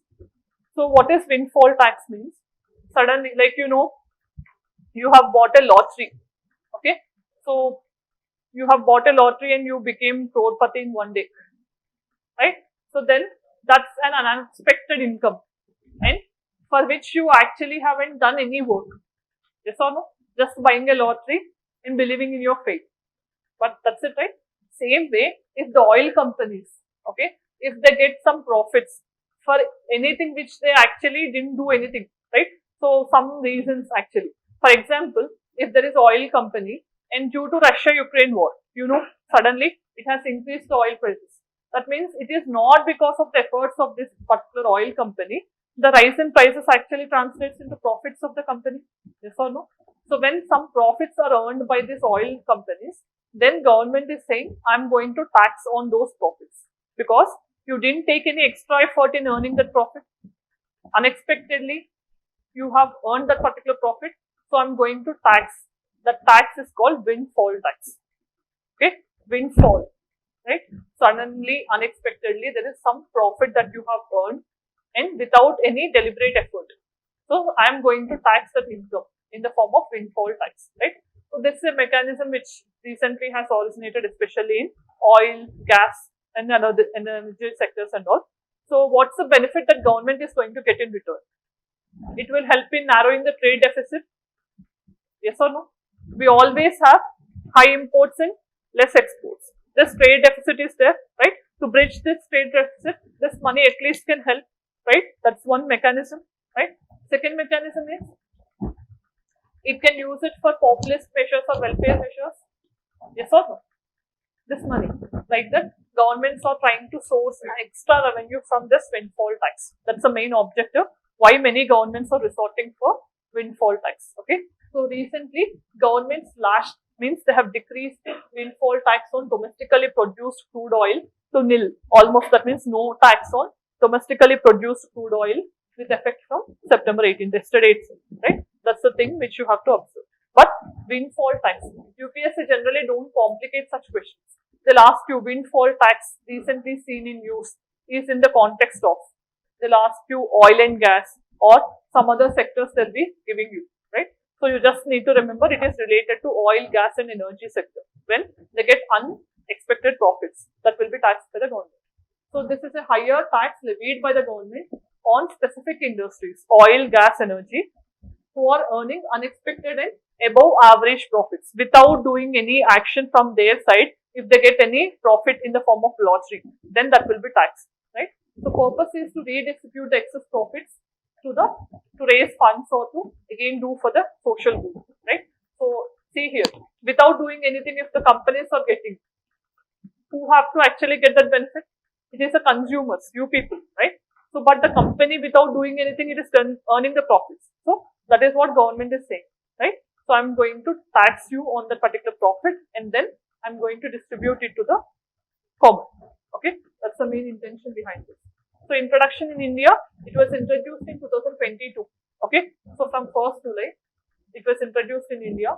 So again, when we had the shortage of energy products, right, the prices increase and all. At that point of time, especially on gasoline, diesel, aviation turbine fuel, ATF, okay, air turbine fuel, all these things are also covered under this. Then next one you have is Bhaskar platform, right? So this initiative was launched by DPIIT, okay, Department for Promotion of Industry and Internal Trade. So this is a department under Ministry of Commerce and Industry. So they have started this Bhaskar portal to encourage startups in India as part of Startup India program. Just remember the main theme of the particular program, Bharat Startup Knowledge Access Registry, right? That's the main thing. Under Startup India, very important is nodal agency, DPIIT, Department for Promotion of Industry and Internal Trade, okay, under Ministry of Commerce and Industry. What is the main object? To serve as a digital platform to address all the issues that are faced by the startups and the persons who are running the startups. Okay, so this is going to build a world's largest registry or repository for all the stakeholders who are involved in the startup ecosystem. It being the investors or the persons who are actually employed as part of the startup, anyone. So they'll be maintained in that registry. So you can see networking and collaboration, entire data about the persons who are actually investors, mentors, stakeholders will be maintained. Central hub, exchange of ideas, innovations will be there. Centralized access to resources like a registry will be maintained, as I told you. Personalized identification also will be there. Unique ID will be given. India's global brand also will be promoted in terms of startups. Okay, so then it will also enhance our discoverability. Okay, so faster decision making also will be the thing, right? So then next topic of discussion is Port Blair. This is the capital of the UT of Andaman and Nicobar. Now it was renamed as Sri Vijayapuram, right? So first thing you need to understand the strategic importance of Andaman and Nicobar, right? So this is the one of the two island groups that India had, right? So and this is in the Bay of Bengal region, first thing, right? Then there are Andaman group and Nicobar group, and they were separated by 10-degree channel, right? So Andaman and Nicobar group, and here north, middle, south, okay, little Andaman you have again. Same way here also you have certain islands. Almost 572 islands are part of this group, whereas only 36 are inhabited. Okay, that means only people are living in 36 islands of 576 islands of Andaman and Nicobar. Okay, so how do they have their origin? Volcanic origin. Okay, so they are volcanic in origin, whereas Lakshadweep are coral islands. Okay, so that's the thing which you have to understand.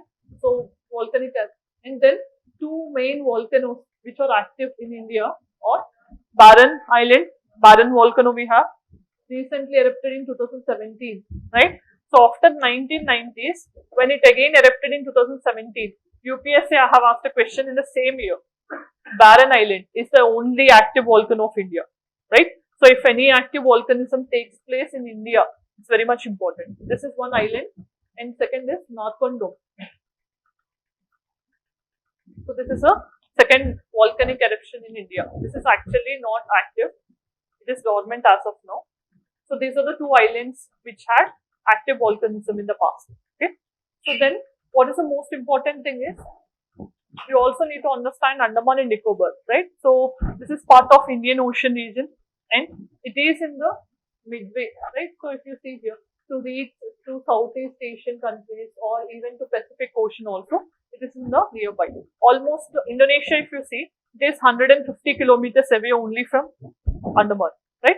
So once in 2016 or 17, they have given 4 places and they have asked you to identify which is so close to Andaman and Nicobar in the terms of distance also, right? Such questions you need to answer only, you can answer only if you know the mapping, right? So which is so close and all, right? So in that way. And here if you see Andaman Sea, right? Myanmar and Thailand are separated from Andaman grouping using Andaman Sea, right? Here you have Coco Islands of Myanmar also, that is also so close to the Andaman and Nicobar. And coming to PVTCs, how many PVTCs are part of Andaman? 5. Only 5 PVTCs, particularly vulnerable tribal groups. The Great Andaman is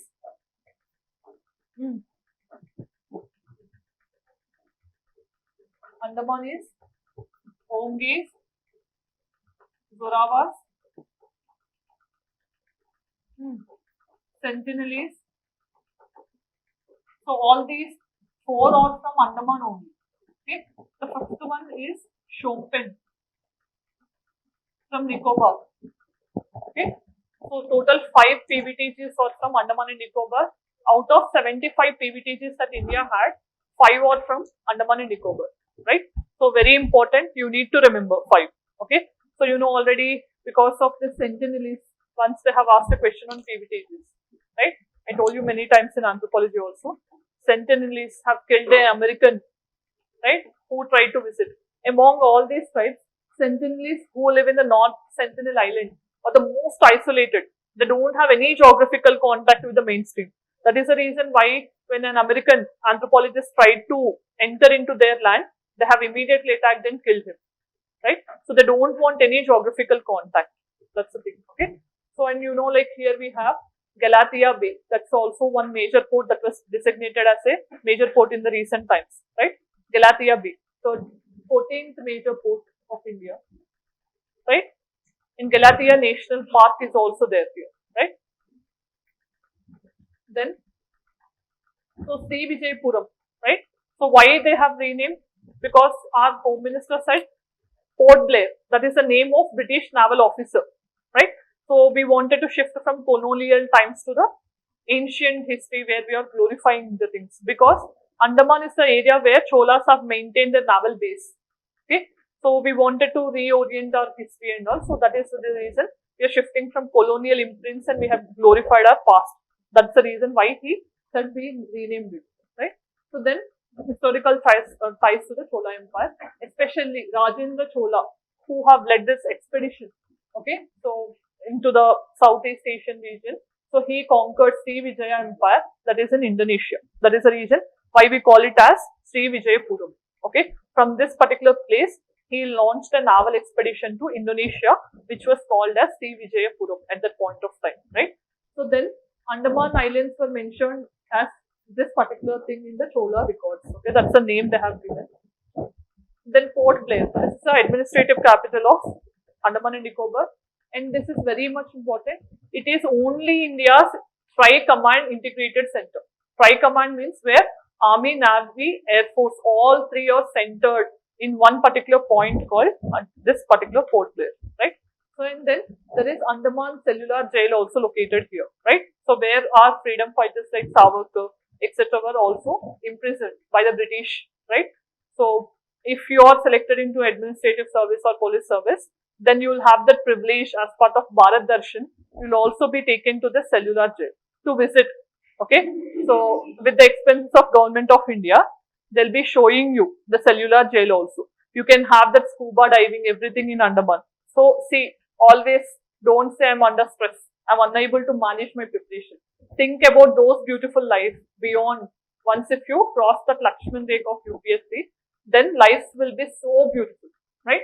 You don't know. Once after the class, you just watch a video of Bharat Darshan. You'll realize how the world is so beautiful, right?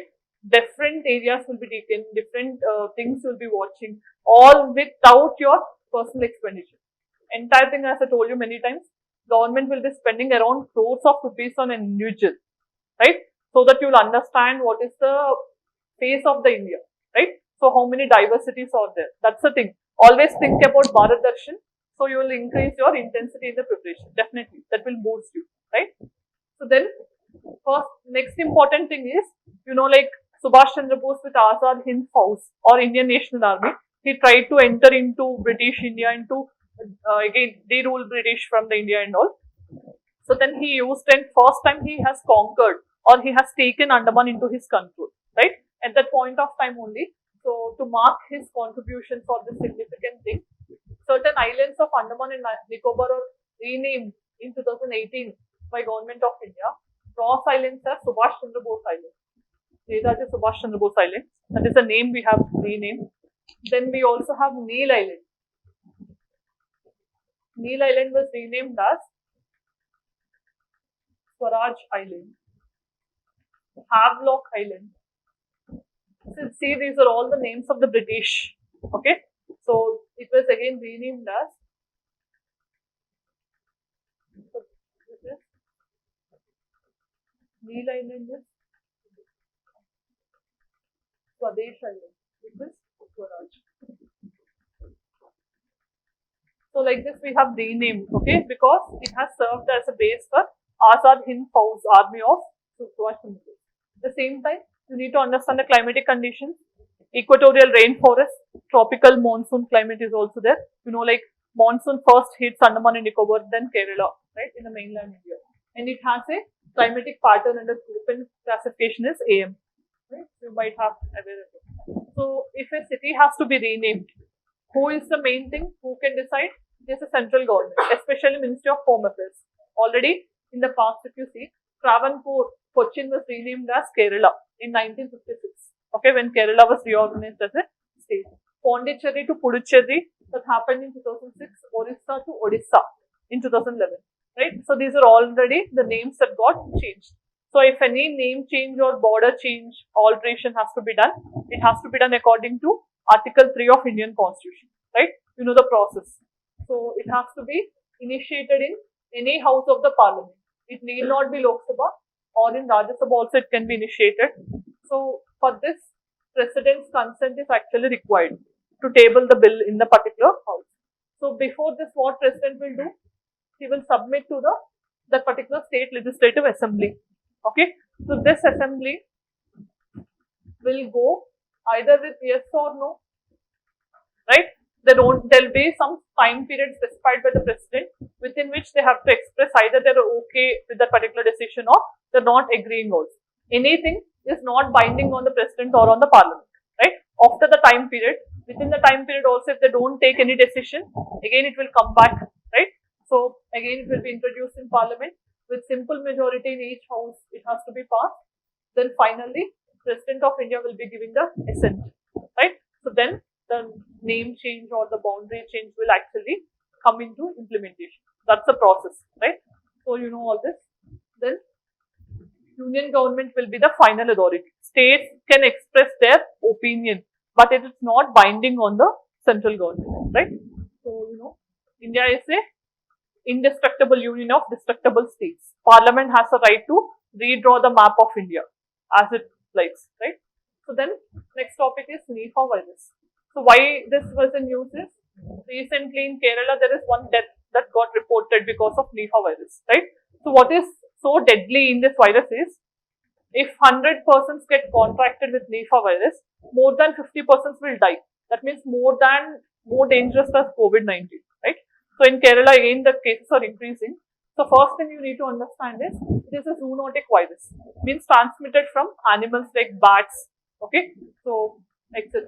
It belongs to this particular family of virus and it is spread through direct contact with animals, okay, so like bats or pigs, okay, especially from pig farm in Malaysia only it has originated in 1996, okay, and then even through contaminated food also. If you're eating pig food, pork or bats without proper cooking and hygiene, right? So we have our neighbors, China people. These people will be eating anything which come across, right? So in case of that particular situation also, Nipah virus can contract, okay? It may spread from one person to another person. That is also one possibility. In mostly it is now confined in some parts of South and Southeast Asia, right? So like in actual first case was reported in Malaysian pig farm, okay, in 1996 or 1990. So now it is in Cambodia, Ghana in Africa, Thailand, right? In these three countries, along with India, they had some active cases now. And then Nipah's contact with India. First case was recorded in Siliguri district of West Bengal. Siliguri corridor you have, right? So there in 2001. Later in 2007, 18, 23, 24, like this we have some Nipah outbreaks in, especially in Kerala. Because you know, so many persons will be coming and going from Kerala. Then you have to understand Nipah is a single stranded RNA. Okay, so DNA is a double stranded molecule, RNA is single stranded, right? So these are the things which you have to understand. How it is transmitted is very important. Fruit bats or pigs. Okay, person to person contact also is possible. There is no actual vaccination. So these are the symptoms. Okay, so then next topic is Public Accounts Committee, right? So this is a topic from previous week, but still I found it very relevant. Okay, so if you are patient enough and if you want to listen, you can, right? So, but one thing is, after listening to the entire class, from next, like whatever the test you write on the Saturday and all, at least you can answer most of the current affairs based questions. So I can guarantee you, right? I have picked those many important topics, right? So I think you can feel comfortable in answering those, right? So first thing is, recently Public Accounts Committee was constituted after 18th Lok Sabha formation and all, and it recently has taken review of 161 subjects, which is a very record high, right? So in this context, you need to understand what is PAC. In PAC, like in first, you need to understand parliamentary system where we will be holding executive accountable to the legislature. That accountability will be through different mechanisms like budget, vote of confidence, and we also have parliamentary committees through which also you will be exercising that accountability of executive the cabinet or the council of ministers to the legislature, right? That's the main thing. So under parliamentary committees, you will be having two types of committees, standing committee and ad hoc committees, right? So two committees. Standing committees again divided into financial committees, and then we also have departmentally standing committees. Ad hoc committees or select committee and joint committee. So financial committees are divided into PAC, Estimates Committee, EC, and Committee on Public Undertakings. So here is the PAC, right? So that means it is actually making the executive financially accountable to the legislature, that is the parliament, right? So that means executive, the council of ministers, for whatever the money they spend, they have to be answerable to the parliament. That's the main objective of PAC, right? So first thing is, it will generally, public accounts committee. So generally in budget, right? You will be asking certain money from the government, every department, every ministry. So they'll be giving certain money. So if you are being given 500 rupees, after that it is not like you can spend on your own. You need to show for what particular reason you have spent that 500 rupees. If you have spent actually 500 or not, or did you spend only 300 rupees and you have just kept that 200 rupees in your pocket. All these things have to be audited, and that audit will be taken care by PAC, right? Especially on the basis of reports of Controller and Auditor General of India, CAG. Okay? So CAG, is the auditor of central government and state government, right? So he will be auditing initially based on CAG reports. PAC will examine further financial efficiency, whether they have done any corruption or whether they have wastefully spent any money, right? So whether there is efficiency in economic spending or not. So all this fiscal prudence, all these things will be taken care by PAC, right? That's the main objective of PAC. So generally you have to keep in mind, PAC being the main financial accounting mechanism of the government, it will always be headed by the opposition leader. Okay. So generally if the government members are auditing their own, will there be transparency? That's the reason this post is given to the opposition. Okay. Any person from the opposition will generally head the PAC, right? It's not mentioned in the constitution, but only as a matter of convention we are practicing. Convention is as a practice, right? So then aim is to make government expenditure, whether it is beyond any limit or not, all these things will be checked.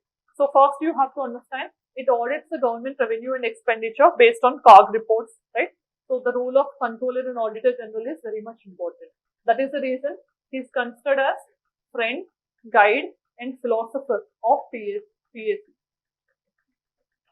Why? Because his reports are mainly instrumental in PAC functioning. That is the reason CAG will be considered as friend, guide and philosopher of PAC, right?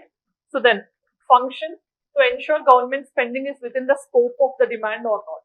Did they deviate anything from the demand? All these things will be checked. And origins is in 1921, Montague-Chelmsford reforms of 1919. So initially we had from this particular committee, PAC originated, but later in 1950, in post-independence, we have again reconstituted PAC. So membership is 22, 15 from Lok Sabha, 7 from Rajya Sabha, right? So and then you also have to understand, they'll get elected through proportional representation by single transferable vote. That means every party will be given certain due representation in the house, right? So this is one thing you have to understand. Then chairperson, always appointed from the Lok Sabha. As I told you, it will be given to the opposition, right? So then exclusion. Generally, ministers cannot be part of this particular committee because they cannot audit their own things, right? So that's the thing. And functions of scrutinizing the government accounts and CAG reports. It also reviews legality, authority, and prudence, efficiency. Did they efficiently spend that money or not? At the same time, any wasteful use or loss or corruption, all these things will be audited by PAC. Then concerns. So main disadvantage or concern is they'll be doing the post-mortem work. That means after the expenditure is being spent, if they audit, what will happen? Is of it having any use actually? After the entire money is spent, that's the main disadvantage. Okay, and it cannot intervene into day-to-day affairs, right? So after the entire spending is done, then only they'll be auditing. Whatever they have audited, they'll be giving the report to the parliament. But that parliament will be following it in the advisory manner only. It's not binding, right? That's the main disadvantage. Then this is a PYQ. You can see. Do you think the committees are considered to be useful in the parliamentary work? Discuss this in the context of estimates committee. Like we have discussed PAC, we have estimates committee which will be looking into the budget estimates, right? So whether the budget estimates are proper or not. Same way we have public undertaking committee also. So on this regard they have asked. The next topic we have is PM E-drive. So E means, electric. Okay. So, in the recent times we are promoting electric vehicles and all. So to promote that particular thing, recently Union Cabinet has given approval for PM E-drive, right? Especially in the adoption of electric vehicles, replacing FAME scheme. This is a scheme that is now replaced by PM E-drive. FAME means faster adoption and manufacturing of electric vehicles. So this is a scheme which we used to have earlier. Now this scheme got replaced by PM E-drive. Okay. So this is under Ministry of Heavy Industries. Don't get confused, not new and renewable energy or road and transport, nothing. Just Ministry of Heavy Industries. Here it can be a truck. Okay. So then PM E-drive, full form you can see PM Electric Drive, Revolution in Innovative Vehicle Enhancement. That is PM E-drive full form. Mainly to promote EV adoption. Okay. It is going to replace FAME India scheme. FAME means faster adoption in manufacturing of electric vehicles. So especially it will prioritize in public transport, EV promotion and all. Individual use also it will be promoted. Aim is actually to increase the use of electric vehicles, especially charging ecosystem also have to be installed. Subsidies you can see, they are giving to two-wheelers, three-wheelers as well as ambulances and trucks also. That's the main objective. And they're also trying to support these many buses, two-wheelers, etc. The impact is when you promote electric vehicles, you will be reducing the air pollution and fuel dependency. At the same time, you'll also create employment, okay, through charging infrastructure and other things. You can generate some employment. Then, Mission Mausam, right? So this is a project also approved by recent Union Cabinet meeting only. So here, you need to understand this is implemented by Ministry of Earth Sciences. This is a nodal ministry. Under this, we have three institutes which are playing an important role in implementing this. First one is Indian Meteorological Department, established in 1875 under Ministry of Earth Sciences, right? So this is headquartered in initially Shimla, then Pune, then Delhi. Okay. So then Indian Institute of Tropical Meteorology. This is headquartered in Pune. Then National Center for Medium Range Weather Forecasting. This is in Noida, Greater Noida. So these are the three institutes which are implementing this Project Mausam or Mission Mausam. Very important. Then aim is actually to increase weather and climate related forecasts. Okay. So that disasters, everything will be predicted well in advance. That's the main objective. It will also advance the weather, atmospheric sciences, weather forecast, etc., climate management, etc. You can see many sectors like agriculture, fisheries, okay, disaster related, many sectors will be covered. So features are, they'll include next generation radar, sensors, artificial intelligence technology into weather forecasting. At the same time, artificial intelligence, machine learning also will be used here. GIS-based automated systems will be used to predict anything in advance. So focus area is timely weather and climatic information will be provided. At the same time, you'll also be given solutions to fog, hail, rains. Okay. So when these happen, you'll be giving some solutions. So benefits will be to the agriculture sector, disaster management. Okay. Prior warnings will be given. At the same time, other multiple sectors. Every sector also gets benefited from this Mission Mausam, right? That's the main objective. So the next topic we have is Sanchi Stupa. Okay. So this is very much important for you to know in art and culture point of view. So what are the parts of a stupa? Stupa means on the relics of Buddha, remnants of Buddha. We generally construct a stupa, right? So this is what we call chhatra, this one, right? So this is Harmika, this is the pavilion, right? So and Anda means dome, right? Circumambulatory path, Pradakshina path, around which you generally do that, and Torana is the gateway, right? So these are the things, parts of stupa. So why this was in use is recently External Affairs Minister when he paid a visit. Okay, so there is a replica of great Sanchi Stupa also, which he actually have seen in Berlin, in Germany, right? So please be silent. So large hemispherical structure, right? So this was actually constructed by Ashoka in 3rd century BC. That's the main thing, okay? So you need to understand Toranas, the gateways, okay? Especially the eastern gateway of this particular stupa was depicted with the Jataka stories. Jataka stories means the life stories of Buddha that were depicted on the Toranas or the gateways. So origin is, see, this question was asked once in UPSC prelims, right? Stupa concept did not originate only with Buddhism. Before Buddhism also, we have such stupa concept in Hinduism also. That is why pre-Buddhist burial mounds. Okay, that's the origin. So don't only think that only from Buddhism we have that stupa. That was actually asked in UPSC prelims in the recent times, right? So then it got expanded in Shunga's period. After Mauryas, we have Shungas, Pushyamitra Shunga, right? So then even during Shatavahanas also, further expansion happened. Then finally in Guptas also, we have some things which got added to Sanchi Stupa. But after long, during British rule, especially Major Alexander Cunningham, who is the first General Director of Archaeological Survey of India, so he excavated the remains of Sanchi Stupa and he got it renovated. So these are all other important stupas, okay, which you need to know from prelims point of view. They can ask you, okay, by matching, following and everything. So you have to remember these things. I have given the place and who have actually given that particular stupa, right? So it is you who have to again remember these things. And you also need to know the differentiation between Vihara and Chaitya, which is also asked once in UPSC prelims. Vihara is the residence place for the monks. Chaitya is the prayer hall or meditation hall, right? That's the thing you know. Karle Chaitya we have, right? So in Maharashtra. So last topic we had is Al-Nazar 5. So this is the military exercise between India and Oman, joint military exercise, especially to counter terrorism, right? So that's the main exercise we have between India and Oman. This is the 5th exercise that is happening and it is in Oman, okay? So just remember it is in Oman. 4th exercise, every year alternatively it happens in between in India and Oman. 4th happened in Rajasthan.